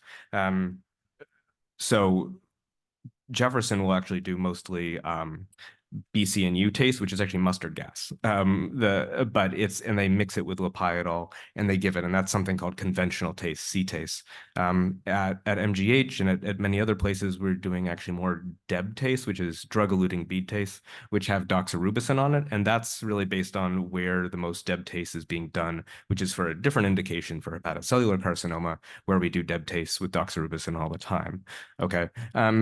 The way that chemoembolization and some of these other flavors, also bland embolization and immunoembolization, are going to start to differ from Y90 is that Y90, even though it has, sometimes you'll hear a bit called radioembolization, you're not really blocking the blood vessels. Whereas with chemoembolization, bland embolization, immunoembolization, a big part of your treatment is blocking off those blood vessels to the tumors themselves. And that's I think an important point conceptually, because once you've blocked off the blood vessels, even temporarily, you've altered them, and therefore you're kind of blocking off your ability to do future arterial directed therapies in quite the same way. Certainly, when we have patients come back for repeat treatments after these more embolic therapies, both for ocular melanoma as well as other indications, you notice there's quite a bit of change to the vasculature. So you can't infinitely repeat these without consequences. And so I guess the way to think of chemoembolization just in terms of the patient experience too, as opposed to radioembolization, is that chemoembolization is going to be more toxic. So typically you're going to be admitted to the hospital for a couple of days, both for pain control as well as nausea. Those are the kind of the dominant things, because while that chemotherapy is delivered predominantly to the liver, it's not exclusively there. And so you do have some of the systemic side effects of chemotherapy. Immunoembolization is another flavor that is being done predominantly at Jefferson as well, and where they're giving G-CSF, which is sort of an immunostimulatory cytokine, in addition to something called gel foam. So gel foam is a temporary embolic, and there are some patients in which they've done it many, many, many times with good success. They tend to do it for more limited disease, and that's something where they have a real institutional knowledge there, and not because other institutions aren't doing it as much. It's one of those things where maybe other places aren't going to get on board with that quite as much. Bland embolization is sort of if you pare it all down, what can you do without an extra flavor? I guess your vanilla of embolizations. You're really just trying to block the blood supply, and you can do that quite well with these beads that are about 1 to 300 microns in size. You're blocking all of the vascular supply, similar to your other chemoembolization and so forth. Your patients do end up being reasonably symptomatic afterwards, more so with pain than anything else, and would need hospitalization for a couple of days afterwards to control that. And then the new kid on the block, who's actually not new, but has recently gotten approval, and why I do them last is because there's more to it than just giving arterial therapy. Now, Cam already talked about this, and I think found a better slide than I found. But the idea is that we get a catheter, again, into the liver, okay, into the arteries to the liver, and we're delivering this chemotherapy called melphalan. Now, melphalan is highly myelosuppressive, really ablates the bone marrow, and actually was used back in the day to help facilitate bone marrow transplants. So you can't just give it by itself into the liver, even though with the liver you're isolating your flow. The thing is, all the blood flow that flows into the liver will flow out, and so your melphalan will flow out as well. But this company, Delcath, has a double balloon catheter, which the idea is I inflate that at the venous return from the liver. So all the blood that goes in goes out through the hepatic veins. We have a balloon above and a balloon below, and we're sucking all that chemotherapy out. So there is minimal systemic exposure to the melphalan, so it really reduces the incidence of myelosuppression. The flip side of that is that to inflate those two balloons you're on bypass, so venous bypass, which means that this is done in a operative suite. We have anesthesiologists giving you quite a bit of pressor support to keep your blood pressure up, because all the blood that would normally come back through your body is instead going through this circuit, right? So it's going through here, it's being filtered out. That really changes your hemodynamics. So there is, and the reason for talking about that is because it does influence which patients are appropriate for it. So not every patient can should be getting this because of either risk to their heart, risk to their brain, for those big blood pressure changes. That being said, the data that they have from the FOCUS trial is really exciting data. So they are improving overall survival by 6 months in comparison to the standard of care that they were comparing to. Again, it's like the tembentafusp trials where in that the standard of care included some things that, as Dr. Sullivan said, was a toxic placebo, right? So the point is it does look good, but the therapy is also, all our other therapies are rapidly changing here. And so I think on that, those are sort of the key points there that can be repeated up to 6 times and is a good option for patients with liver-only disease. And then thinking a little bit just about sequencing first with liver-directed therapies, and then we'll talk about sequencing with liver and systemic therapies. As I kind of alluded to, I think our approach is to be less embolic to more embolic. So you're not closing the door to additional therapies.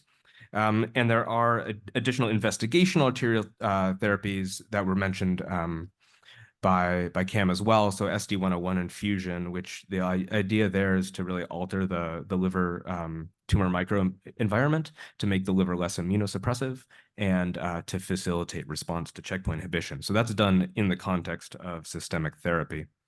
I did want to point out there's this ongoing interest in the field of whether any liver-directed therapy can promote a response to a systemic therapy, a systemic immune therapy. Whenever you're ablating a tumor, whether it be with cryoablation, TACE, Y90, you're killing those cells. Those cells are still in the body, though, and they're going to be releasing varying degrees of tumor antigens, which just means ways that your immune system can recognize the tumor as foreign, as well as things called DAMPs, which are danger-associated molecular patterns, cytokines, things that also make your body know something's bad. And those two together are going to incite a part of the immune response called the innate immune response, which then informs your T cells. And the T cells are our main actors here, along with NK cells that are going to be attacking the tumors. And this is something that we actually can show quite well in mice in a variety of ways. The data on whether it works in humans is a little less clear. There's hints of efficacy that make us very excited about these combinations. And that's probably a good way to tie back to Sarah's comment is, where are we now looking at these combinations more? Again, I think there isn't a scenario yet where we can say we are definitely going to use these two things together. But I think we've seen a lot of evidence now in a lot of tumor types actually that you can effectively combine local therapies with systemic immunotherapies in a safe fashion. So you're not increasing the incidence of immune-related adverse events, which means you're not making the systemic immunotherapies more toxic, and then the liver-directed therapies or local therapies, let's say you needed an ablation of a bone, those are not getting less well tolerated by any means either. But then the data on whether or not you're actually making this illustration happen in real life in the patient, remains to be seen. So I guess that's one scenario where we're thinking about the combination. The other one is how to sequence them. And I think that's really always a dynamic discussion. I wouldn't say we have an algorithm, nor do I doubt anyone does. Generally, I would say, and Cam, feel free to tell me I'm wrong, but with liver only, let's say you have liver only disease, we will often try, let's say limited liver only disease, we will often try to just deal with that with local therapies. However, when you have a larger burden of liver only disease, we recognize that even though it's manifesting in the liver, it's not a liver only disease, it's a systemic disease. And that's why this discussion of CTCs, ctDNA, the tumors can be anywhere. So if you're just treating what's in the liver, you'll treat it, in your next scan, you may have new disease. And I certainly see this, that, we've treated all the disease quite well that was in the liver, but within 3 months, then on the next scan, there's a new set of lesions that pop up. So in that context, really, we can't, often liver-directed therapies are not going to be enough. And so we need to keep finding those effective systemic regimens. And I think, I just wanted to highlight that there are on this idea of combinations with local therapies. There are a number of ongoing studies, some of them single centers, but that are kind of still exploring this concept that I had mentioned. Okay, I think that's all. I'll take any questions you have. Thank you. Questions? Thank you so much. I don't have a lot of questions. I do, but later, but 2 comments. One is that the picture of PHP, I found it on a Chinese website and everything was written in Chinese, but that was the best one that I found. So I was like, okay, I can't cite it, but you're welcome to use it. But yeah, and that's the second thing to Dr. Merkley's point. We really don't know what is the best strategy to treat the disease when it's only limited to the liver. Sometimes if you have a good systemic therapy option, it's a good idea to combine them to see if it's going to help. We have been looking into this with our team, including Dr. Merkley and our radiation oncology colleagues, to see if, for example, as Dr. Sullivan was mentioning earlier, if a patient is benefiting from tebentafusp clinically, they look to be doing well, but there is some disease progression in some of the lesions. Would they benefit from continuing the systemic therapy for the rest of the lesions? Because not every lesion acts the same way, and adding some local therapies, either external beam radiation or different methods of ablating the lesions, or radioembolization and concurrence to their systemic therapy to attack the cancer in those areas that are behaving differently and progressing. And that has been very interesting in at least a few patients that we have looked into, and there seems to be benefit. We will hopefully be presenting it soon, but these are the things that we have to make a decision together. Every week we sit and talk about different cases, different situations to see what is the best strategy. Yeah, and I think actually along that lines, one thing when it comes to liver-directed therapy, there ends up being a lot of consideration of anatomy. It's not just did it grow, did it not grow? It's also where exactly is it? And that can influence both feasibility, technical feasibility, as well as the best method. And to that end, I mean, I always prefer to be able to address things when they're smaller. It makes my job easier. But that we have to put it into the larger context. Yeah. Can I ask you a question? So, patients in the room, but also online are all over the country. And I know that not all of these treatments are offered everywhere. So how would you advise patients, to really look into all the options that are relevant to them? No, that's good. That's a great point. So for example, I mean, I think all of the things that ended with embolization should be available plus minus, I guess. Yeah, no, there's a lot of caveats. I think it's how to say it. There's a few, I think, within ocular melanoma, there's a few centers that are really, really specialist centers and see the most. And they're going to be where you can access a lot of these sort of the more advanced techniques. They're certainly distributed throughout the country. So I think in every instance, while it could still be a considerable distance based on just exactly where you live, it is certainly worth discuss it, looking into that online just to figure out where are the sites. The companies are generally pretty good about putting out their treatment locations so that people know.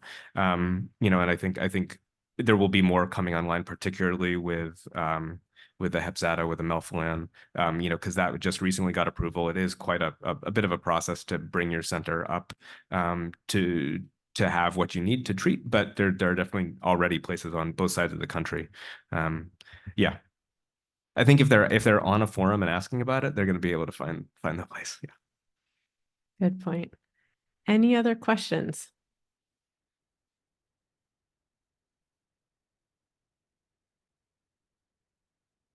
Okay, so this is going to be more, I don't understand how the liver works question. Okay. I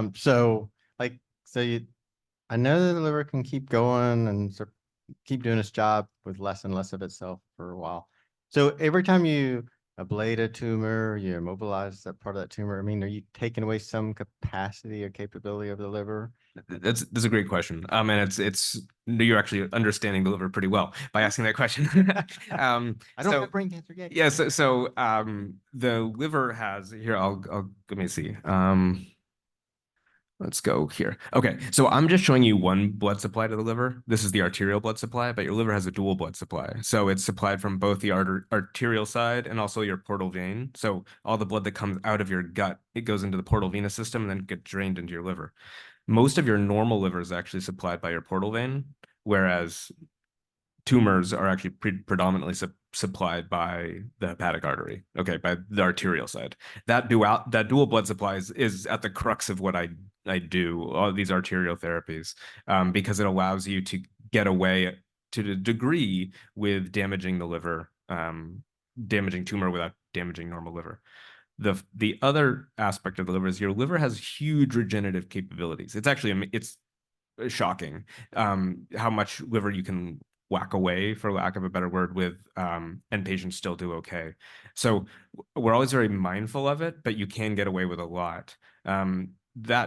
That aspect of it, though, is very central to what any of these things do. We have to think about that if you go to a surgery, if you get a Y90, any one of these things. The only thing we mentioned here that really doesn't seem to be hepatotoxic is PHP, actually, the Hepzato, which is potentially revelatory in our field to say, like, look, now we have a liver-directed therapy where we don't have to think about that, which would be really cool.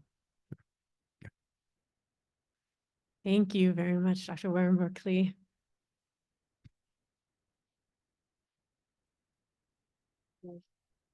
I have been reminded to remind you all that down the hall, they are starting oncology nutrition, fact versus fiction. If anybody wants to head over there, they probably started just a couple minutes ago and will go till 4. So that's our competing session. So we have 2 speakers left in this room in this session. And we may not be able to keep these titles the same for much longer. So we've sort of split out, as you heard from Dr. Montazeri's opening talk, sort of this difference between targeted systemic therapies and immunotherapies. And already, I think in some of the talks, we've talked about how some of these are actually integrating and combining. And so there isn't such a clear differentiation between the two all the time. But we're going to now hear from Dr. Rizwan Haq, who's going to speak to us about targeted systemic therapies for metastatic uveal melanoma. And you will hear from Dr. Haq several times over the course of the weekend and get to tour his lab next door. And Dr. Haq is the director of the Ocular Melanoma Center at Dana-Farber Cancer Institute, and we're thrilled to have you here with us. Thank you very much for the opportunity to be with you today. So again, I'm going to just be focusing on targeted therapies. And I think you heard a lot about immunotherapies, and I think you'll still hear from Dr. Buchbinder about some immunotherapy. So this is just strictly speaking targeted therapies. And this is just to remind you that thank you all for being here and engaging with us and giving us your feedback, asking questions. I think just listening to the questions has been so illuminating to me. So please keep that up. And if you have a question in the midst of this, raise your hand and I'll try to answer it. I'm just going to skip this. So I just wanted to start with this idea of what targeted therapies are. So the general concept is that in each one of your cells, we have signals that maintains the cell's decision to divide or not. And obviously, obviously in a normal cell, the balance is maintained. What happens and this balance is maintained through what we call pathways. So this is a growth factor receptor pathway. And pathways refer to the fact that when this receptor is activated, it turns on another gene, a protein, A, B, and C, and then ultimately that's the pathway that controls the decision of a cell to divide or die. What happens in cancer cells is that one of these proteins is mutated. And what that does is it turns this pathway entirely on. So it doesn't have the normal feedback that generally control the growth of these cells in a healthy cell. And that's ultimately leads to the growth of the cells continue to divide and they stop and they don't die. So the concept of targeted therapy is that we have drugs that block either directly, or indirectly these mutant proteins. And obviously the concept means that once we are able to engage with these pathways that are dysregulated in these cancer cells, we can stop their growth and hopefully kill them. And this is a concept that obviously doesn't apply uniquely to uveal melanoma. This is a concept that's been developed over many decades. And we have many examples of where targeted therapies have been useful in treating cancer patients. And what we've learned from their use in non-uveal melanoma patients is that a few things, and I'm just going to highlight three important things that I'm going to come back to. The first is we have to find the right target. So when we're thinking about targeted therapies, we're trying to match a drug to that protein that's mutated. So we need to profile your tumor, and this leads to some of the questions that we were asked earlier. And that process is through the molecular testing that I think Dr. Sullivan had talked about. The second concept I'd like to kind of mention is that usually you need more than one target. We'll kind of get to that in a little bit, but the idea is that there's many pathways that can be dysregulated in the cancer cell, and if you're targeting just one of those pathways, the cancer cell might find a way of becoming resistant to those drugs, and that's why tackling it in orthogonal ways is often helpful. And then the last one is that we need to account for where the target is. And the target in this case is the metastatic site. So I think this is kind of an underappreciated principle of targeted therapy, but you'll see it kind of come up in some of the later slides. But a tumor that's in the liver is probably going to respond differently than a tumor somewhere else. And so we have to account for where the tumor is and what the appropriate way of treating a patient who has, for example, tumors in the liver or tumors throughout their body. Okay, so this is a busy slide, and unlike Dr. Sullivan, I'm not going to quiz you on these. But here, what I'm trying to outline is the pathway that we think is dominating the growth of uveal melanoma cells.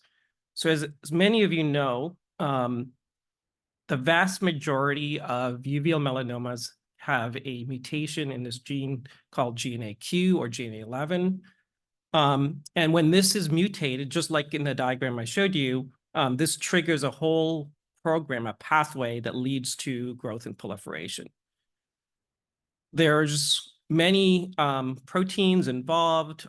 They're listed here. I'm going to highlight a few. One is PKC. We're going to talk about that. Another pathway that I'm going to highlight is this MAP kinase pathway, which involves MEK1, MEK2, and ERK. And I think these are all kind of interesting targets in light of the fact that we now have some drugs that kind of target these particular mutant proteins or their pathways. So one way to target uveal melanoma cells is target the GNAQ or GNA11 that's mutated, and there's some new data on our ability to do that, which we'll talk about. PKC has emerged to be one of the other targets that's important for the viability of uveal melanomas. We'll also talk about that.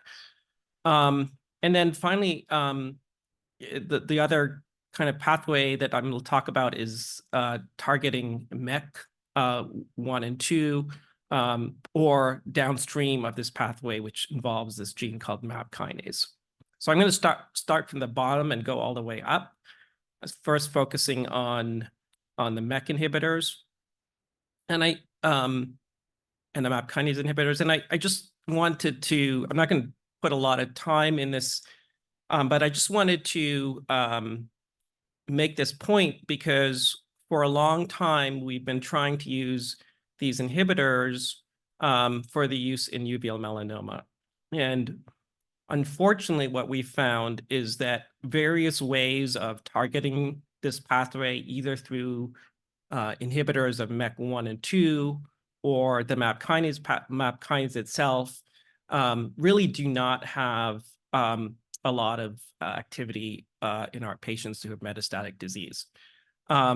What I'm showing you here is a trial, a phase 3 trial where a MEK inhibitor was combined with chemotherapy, and you can see that is no better than the sort of yellow line, which is placebo plus chemotherapy.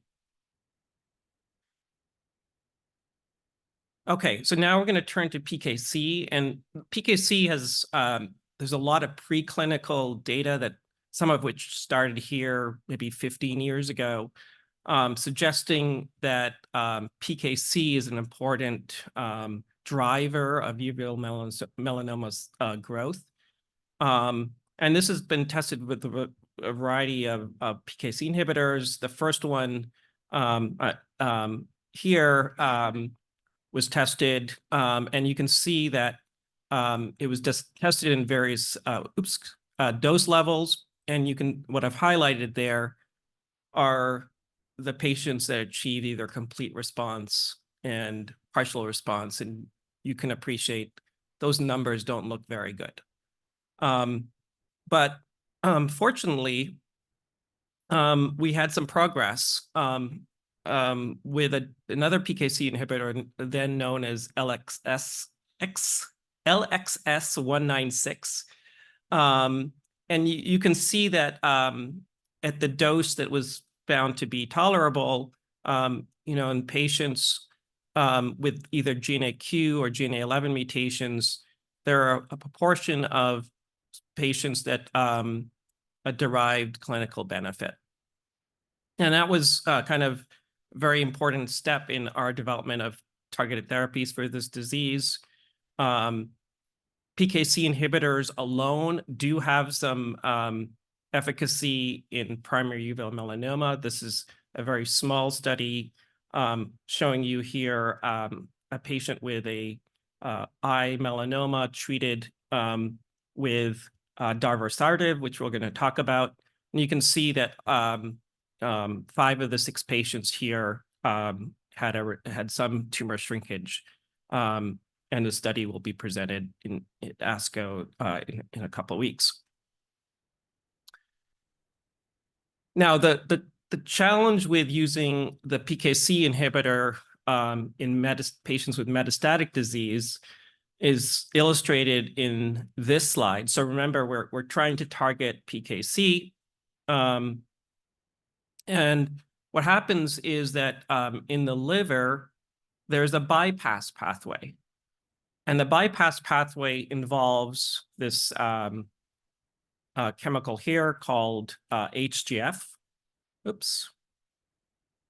Struggling with this. So HGF stands for hepatocyte growth factor, and it's produced in the liver.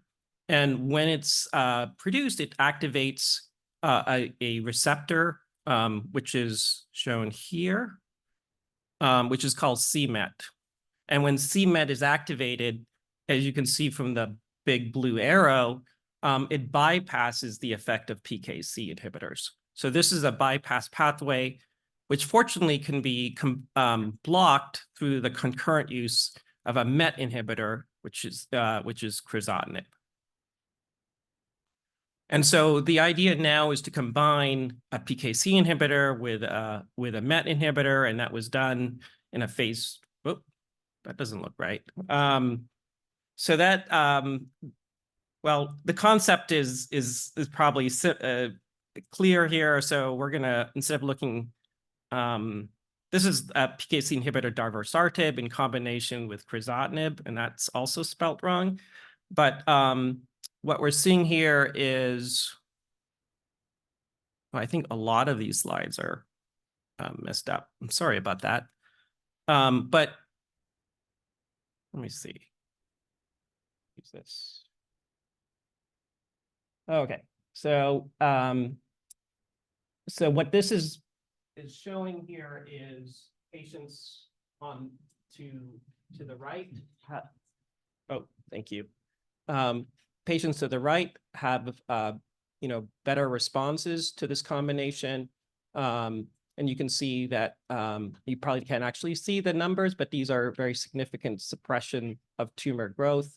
And this occurs in patients who are treated with this combination as their initial therapy, or even if they've had treatment previously. So we see good responses in patients across all lines of therapy with this combination of a PKC inhibitor and a MET inhibitor. Sorry. What you've heard, take my word for this. Sorry, you can't see this. You heard about HLA, and this is HLA is obviously important eligibility for tebentafusp, but with the PKC inhibitor, with daruvasertib and crizotinib, HLA status is not relevant, and responses are seen regardless of the HLA status.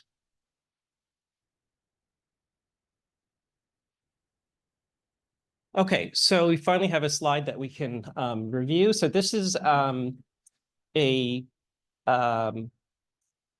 Kaplan-Meier curve, which shows patients' response over time. And what is being done here is comparing darocrizotinib versus tebentafusp, or the control arm for the tebentafusp trial. And I will say that these kind of comparisons are fraught. So I don't want you to get the message that daro-criz is better than tebentafusp, particularly given that tebentafusp responses may not be optimally evaluated by scans.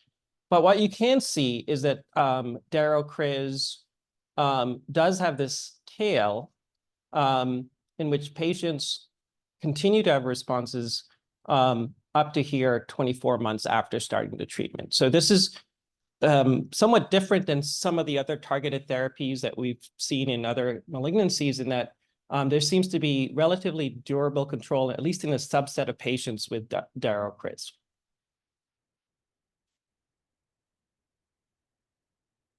Okay, there are side effects. I'm not going to dwell on them. We can spend a whole session talking about side effects to daro-criz.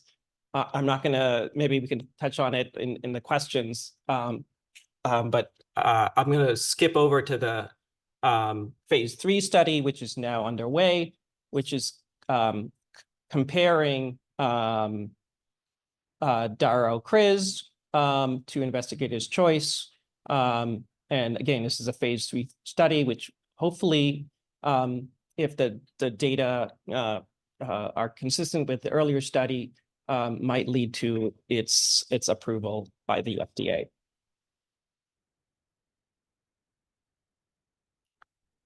Okay, so the last little bit I'm going to talk about is why can't we just target GNAQ or GNA11 alone? And we've known for a long time about this drug, or it's not really a drug, this chemical called FR900359. And this is a sort of a natural product derived from this plant, which I understand grows in Madagascar. And because it's derived from the plant, and my understanding is very hard to synthesize, it is very hard to develop clinical trials based on this concept. There's a simplified analog called YM19, which is easier to synthesize. But both of FR and YM have the issue in that they not only block GNA11 and GNAQ, but they block other related proteins similar to GNA11 and GNAQ that your body needs for its normal functioning. And so using these drugs alone without any kind of modification is not possible because of the toxicity.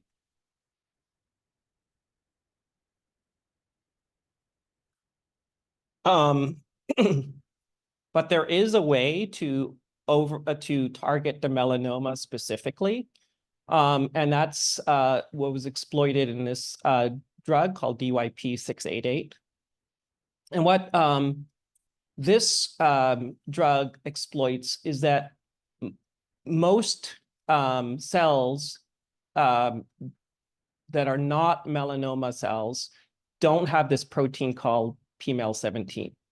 So specifically melanoma cells and melanocytes, which are the precursor cells for melanoma, express this PMEL17, and this can be exploited to deliver essentially FR to the cancer cells directly. And the way it's done is there's an antibody which recognizes PMEL17, and attached to PMEL17 is FR.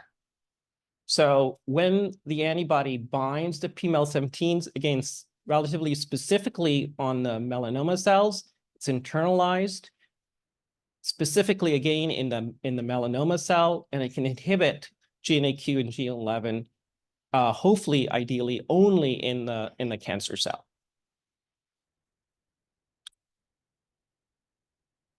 So this drug is in clinical trials. So thus far, it has not been approved.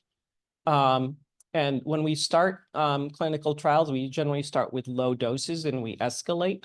So you can see that in patients getting the lowest dose, there wasn't really a lot of growth suppression in the tumors. Anything above that black line here is growth. But as we get to higher and higher doses, we're seeing evidence of tumor shrinkage. And so I think this is a concept that where we can target GNAQ and GNA11 while maintaining relative safety for the normal cells in the patients as well.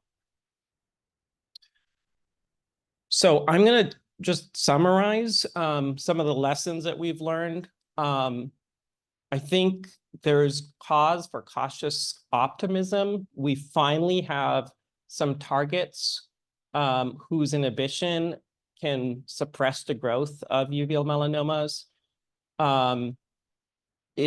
We have obviously had a lot of failures in the past, and I think some of these failures could be related to the toxicity of the drugs we had, or perhaps not considering the site of disease. For example, the addition of the MET inhibitor, I think, is pretty crucial in targeting metastasis to the liver. I think this is just a start. I think these are likely the backbone of further target therapies or combinations with immunotherapies. Somewhat surprising to many of my oncology colleagues is that in uveal melanoma, these targeted therapies appear to achieve relatively long-lasting benefits, and that's very exciting. So progress is being made. And with that, I'll stop and see if there's any questions.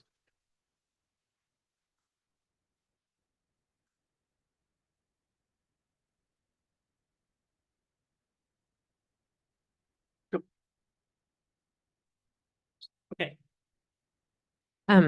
So I have a question, which may be along the lines of what I asked Dr. Warenberg-Klee a little bit at the end, that a lot of these drugs are only available in clinical trials and at different phases. So how do patients make sense of this? Like just practical sort of information about, as a patient, and I go to this center, but not all these drugs are going to be available at each center. There are different phases and trials. So how do you advise patients to approach this? Yeah, I think that's a great question. I think one of the challenges about treating a rare disease like ocular melanoma, uveal melanoma, is that I think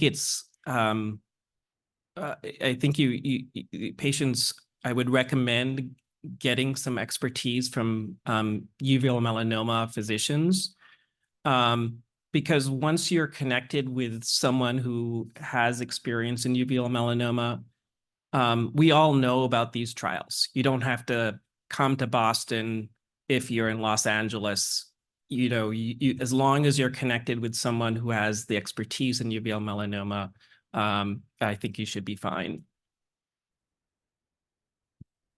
And I guess to that point, if someone hears you at the meeting today, but they do live in Los Angeles, maybe you would be able to recommend who would be able to help them. Or let's say, a patient gets a consult with a center far away from home, but they want to be treated closer to home. If they get that sort of second opinion or that consult there, they wouldn't necessarily need to be treated there, but those physicians could refer them back to somewhere closer to home, because patients don't always know what's in their backyard. Speaking from Absolutely. experience. Yeah, no, totally. And I think that the only, definitely many of the trials we've talked about today are available across the country.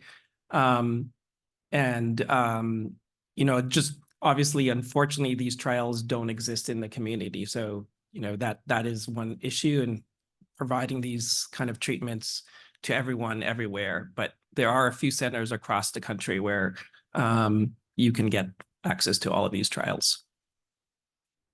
I have one other question, but I'll see if anybody else in the room has one first. Okay, my last question for you, and I may ask this of Dr. Bookbinder too, and we already asked it earlier, is just given the different options now in therapy, and we do have 2 approved treatments, and we just heard about liver-directed therapy, and we know the majority of metastases go to the liver first. How do you advise patients, just separate now from the targeted therapies question, but how do you advise patients in general about how and when to use different modalities? And of course, there are so many individual factors that come into play, but could you just talk us through a little bit about how you kind of approach a patient? Yeah, I think I will echo what Eric said. I think every patient is different. But when you start breaking down, eligibility, for example, to various treatments, tebentafusp is only available for HLA-201 positive. So, that sort of divides patients in half. And then with regard to liver-directed therapies, I kind of maybe controversial, not to open a Pandora's box. I kind of favor the use of systemic therapies early on, because I think that even though we might see only liver disease, this is a systemic disease, and I think we should be treating it systemically. But I know that's a controversial point, so I'll leave it at that, and we can debate it later. Thank you very much.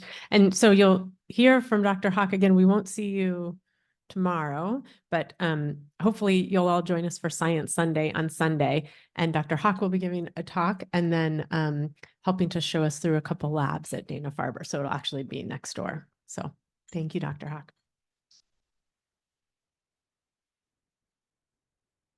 And now it is my pleasure to invite the last speaker of this session up, Dr. Elizabeth Bookbinder, who is a clinical oncologist at Dana-Farber Cancer Institute, specializing in the treatment of melanoma, and today speaking about immunotherapies for metastatic uveal melanoma.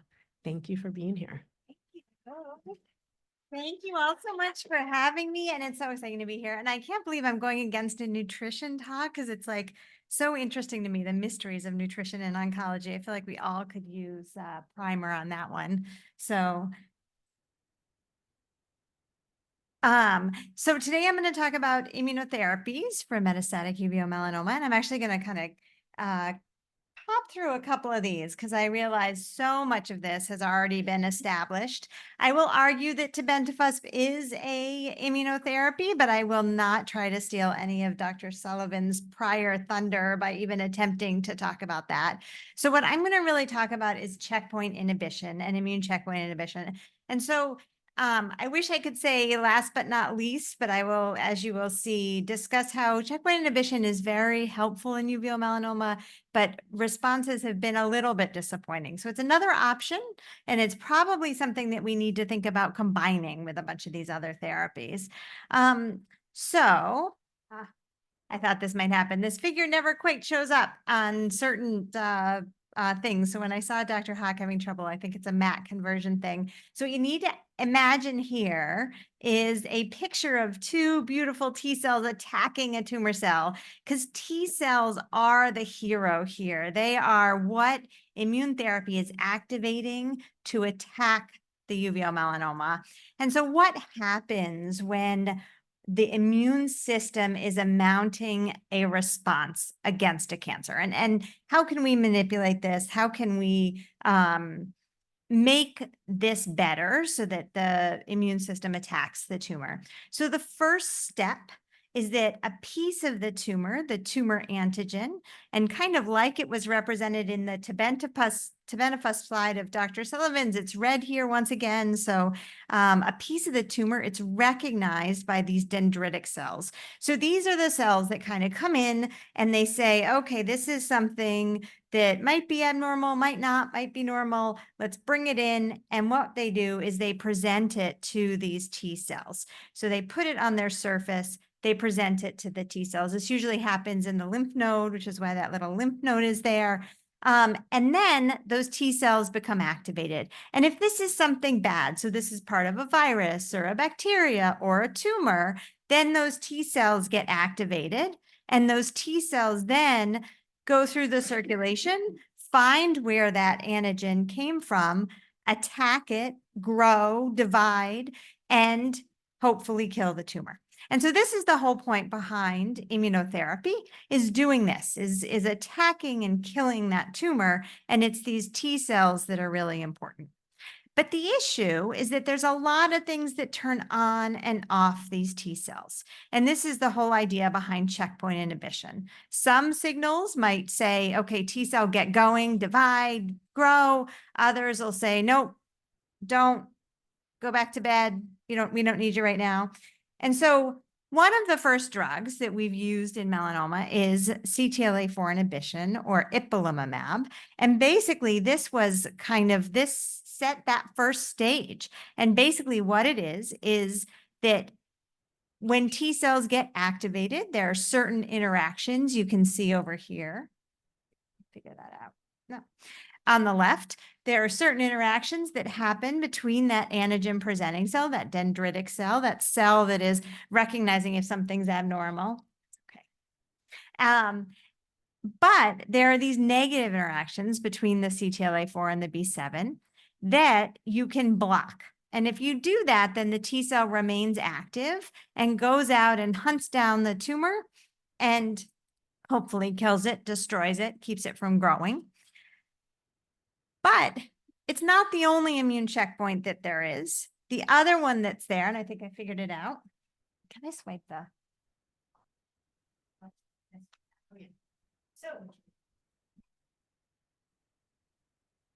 So there are actually a bunch of these. And while blocking that CTLA-4 is really important for that first bit, that antigen presenting cell interacting with that T cell and then going to hunt out the cancer, PD-1 and PD-L1, these are very important for this interaction at the other end, which is the tumor cell. So when the T cell goes and tries to attack the tumor, it can stop that T cell from attacking it by expressing PD-L1 and blocking and kind of putting that T cell once again to sleep. So by blocking both of these or different interactions, we can actually lead to even more of an effect in terms of immunotherapy and where we go with targeting the immune system and with this immune checkpoint blockade. Now, a lot of these therapies, we'll talk a little more about them on their own, but many of them where they really kind of first were tested is in cutaneous melanoma. And so just to take a look at where some of that data is and where it came from and what has led to a lot of these combinations being used. This is a big study that looked at, so this is that ipilimumab alone. This is the PD-1 inhibition alone, so CTLA-4, PD-1, and this is what was seen when these were combined together. So what you see is that as you add these immune checkpoint inhibitors, these drugs that activate these T cells in different ways together, you get even more of a benefit. And so this combination is what is very often used when one drug's just not going to cut it. And with uveal melanoma, this is often the case because with PD-1 inhibition, responses weren't particularly, weren't enough with CTLA-4 inhibition on its own. They weren't quite enough. And so combinations were kind of what have been used in terms of immunotherapies for uveal melanoma. This is from that same study looking at the progression-free survival, so the tumor growing or not. Actually, the other one was progression. This is overall survival, really showing that these treatments actually improve survival in cutaneous melanoma. And this is what led to these really being used in uveal melanoma. And so this is one study. There's a bunch of them looking at the combination of ipilimumab and nivo in uveal melanoma. And what you can see, once again, this is a waterfall plot, which I know Dr. Sullivan did a great job explaining how this is patients whose melanoma grew, this is where it shrunk, and that you do really see some responses with combination immunotherapy in uveal melanoma. So it is a treatment that is an option here, although unfortunately the response rate is only about 17% or so, 20% or so in some other studies, where in other diseases, in cutaneous melanoma, it can be as high as 60%. So not quite as good here, but definitely an option in terms of another therapy to think about, and something that we often will be one of the first things we pull for in our patients who are HLA-A0201 negative, since some patients can have long-term durable responses from this.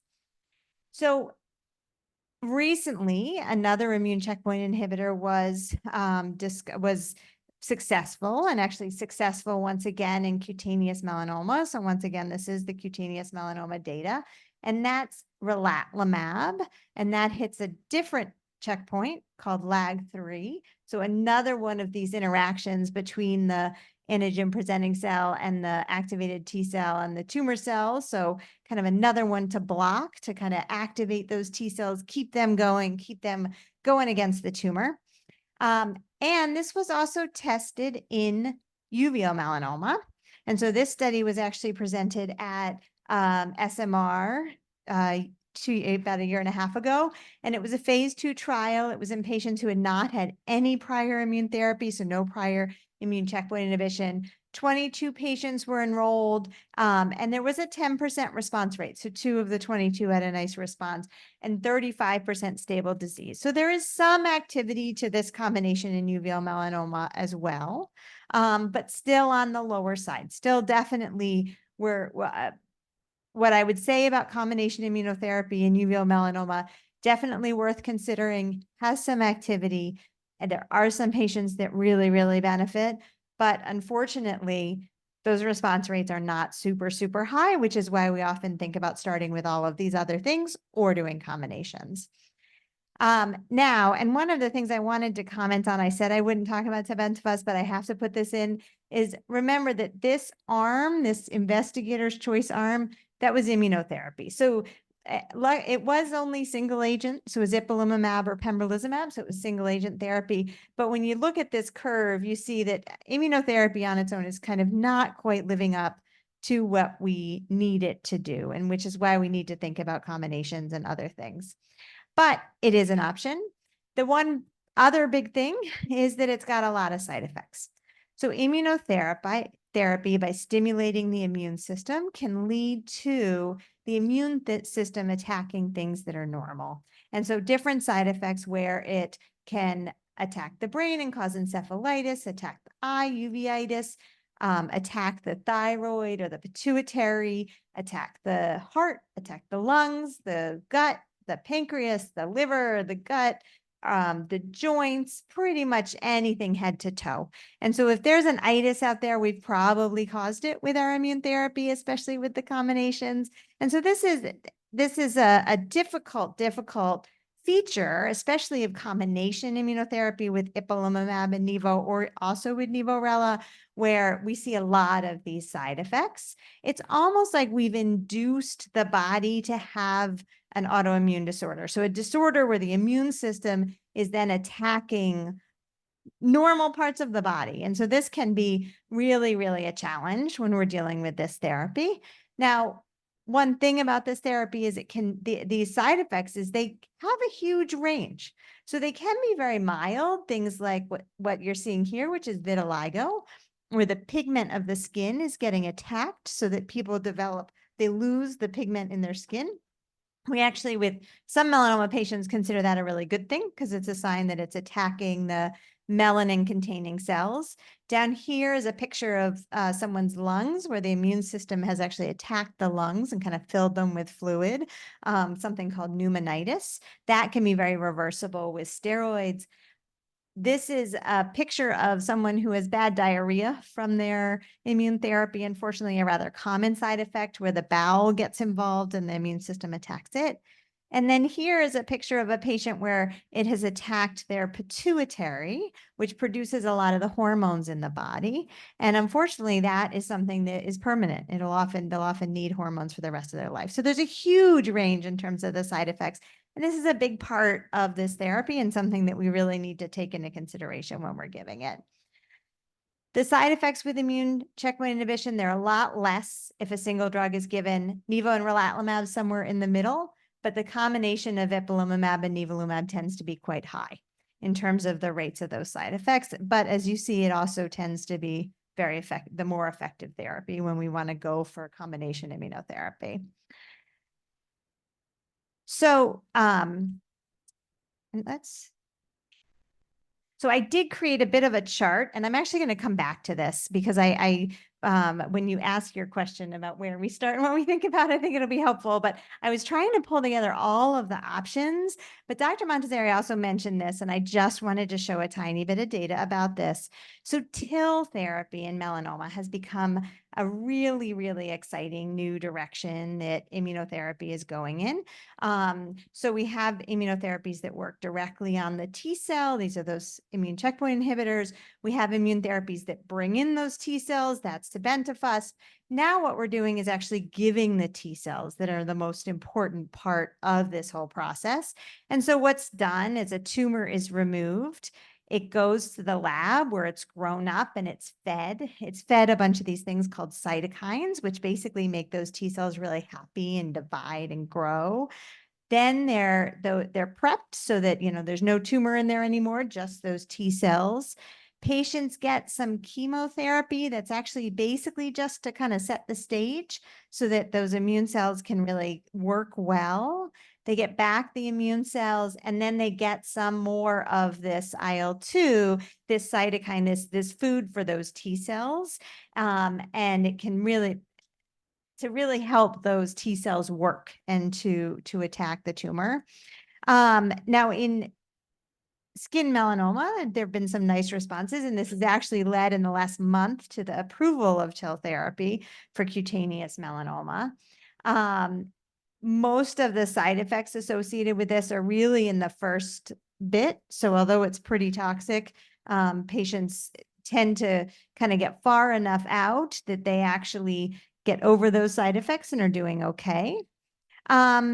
But TIL therapy has also been tested quite a bit in uveal melanoma. These are some older results. These are in patients from actually 2017 from patients that were treated with TIL. And what you can see is that there are quite a few patients that responded to TIL therapy. And these sorts of testing, these sorts of studies are ongoing. And that not only did they respond, but in those patients that respond, some of those responses were durable and long lasting. So I think TIL therapy is an area where we're going to see a lot of further study in uveal melanoma and potentially combinations, all sorts of things going on. So immunotherapy in melanoma really is still very much in development, figuring out ways to combine therapies, with liver-directed therapy. And so I'm going to go back to this because I tried to kind of create a slide, and I know it's not even going to be close in terms of like all of the different options. So when I first started treating uveal melanoma about 15 years ago, most of this list wasn't here. We pretty much had dacarbazine and chemoembolization, and that was about it. But really, the therapies for uveal melanoma, we've got the liver-directed therapies. We've got chemotherapy, although with pretty limited benefit. We've got the kinase inhibitors and a lot of studies that are going. I didn't list some of the studies here. And now with immunotherapy, we've got combinations, and then also tebentafusp, which is finally starting to really show survival benefit. And so with that, I'll actually end a little early so we can do some questions.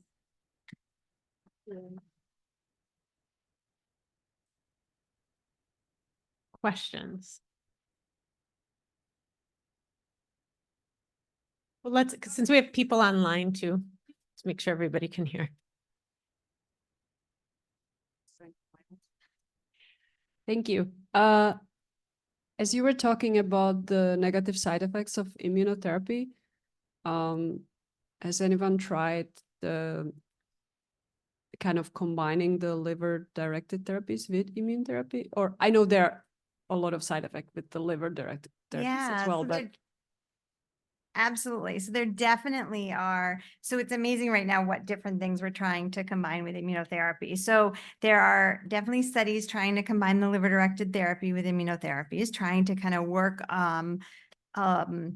to enhance some of that kind of bringing in the immune system that can happen with some of these liver-directed therapies, and then using the immune therapy to kind of build off of that. And so there are definitely those sorts of combinations. The other kind of combinations that are really active right now in testing is actually, there are a lot of, so if someone gets an immune therapy side effect, we give them steroids, and then we also often will give them these other drugs that dampen down the immune system. And there's a really fine balance between dampening down the immune system, activating the immune system. And so what's happening now is there's also a lot of trials trying to add in some drugs that maybe dampen down one part of the immune system, maybe help prevent, they work preferentially in the gut, so maybe prevent the diarrhea by kind of focusing on that. And so there's a lot of trials now that are adding in drugs to kind of better prevent these side effects.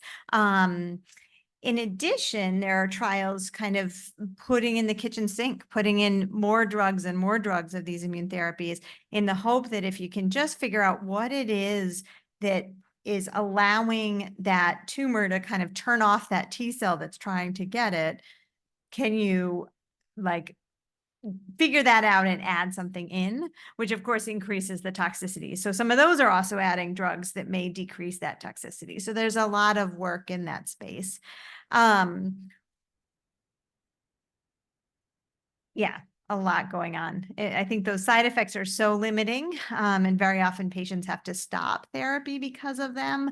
And it can be very hard, especially when you're thinking about something with only a 17% or 20% response rate, where half of the patients are going to end up hospitalized for severe side effects. And, you end up in that horrible situation where a patient gets this therapy, gets a horrible side effect, and then it doesn't work anyway. And that's really awful and awful. thank you.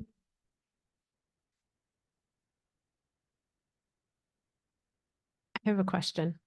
And I don't know if I should give this question to you or the Immunocore team, but I know a question that we hear a lot from patients is, will tebentafusp be available to people with other HLA types, or will those types of therapy, even till the HLA restriction, can be very frustrating for patients and their clinicians alike. And so do you have thoughts about sort of the accessibility in terms of moving out into other HLA types? Yeah, so I'll try to answer that. And then, if folks from Immunocore want to jump in. So basically, the way this drug is made, it will not work because it binds that HLA. And I kind of put this back up here, what Dr. Sullivan talked about, where it binds specifically that HLA. And so you really, that HLA AO201. And so this drug,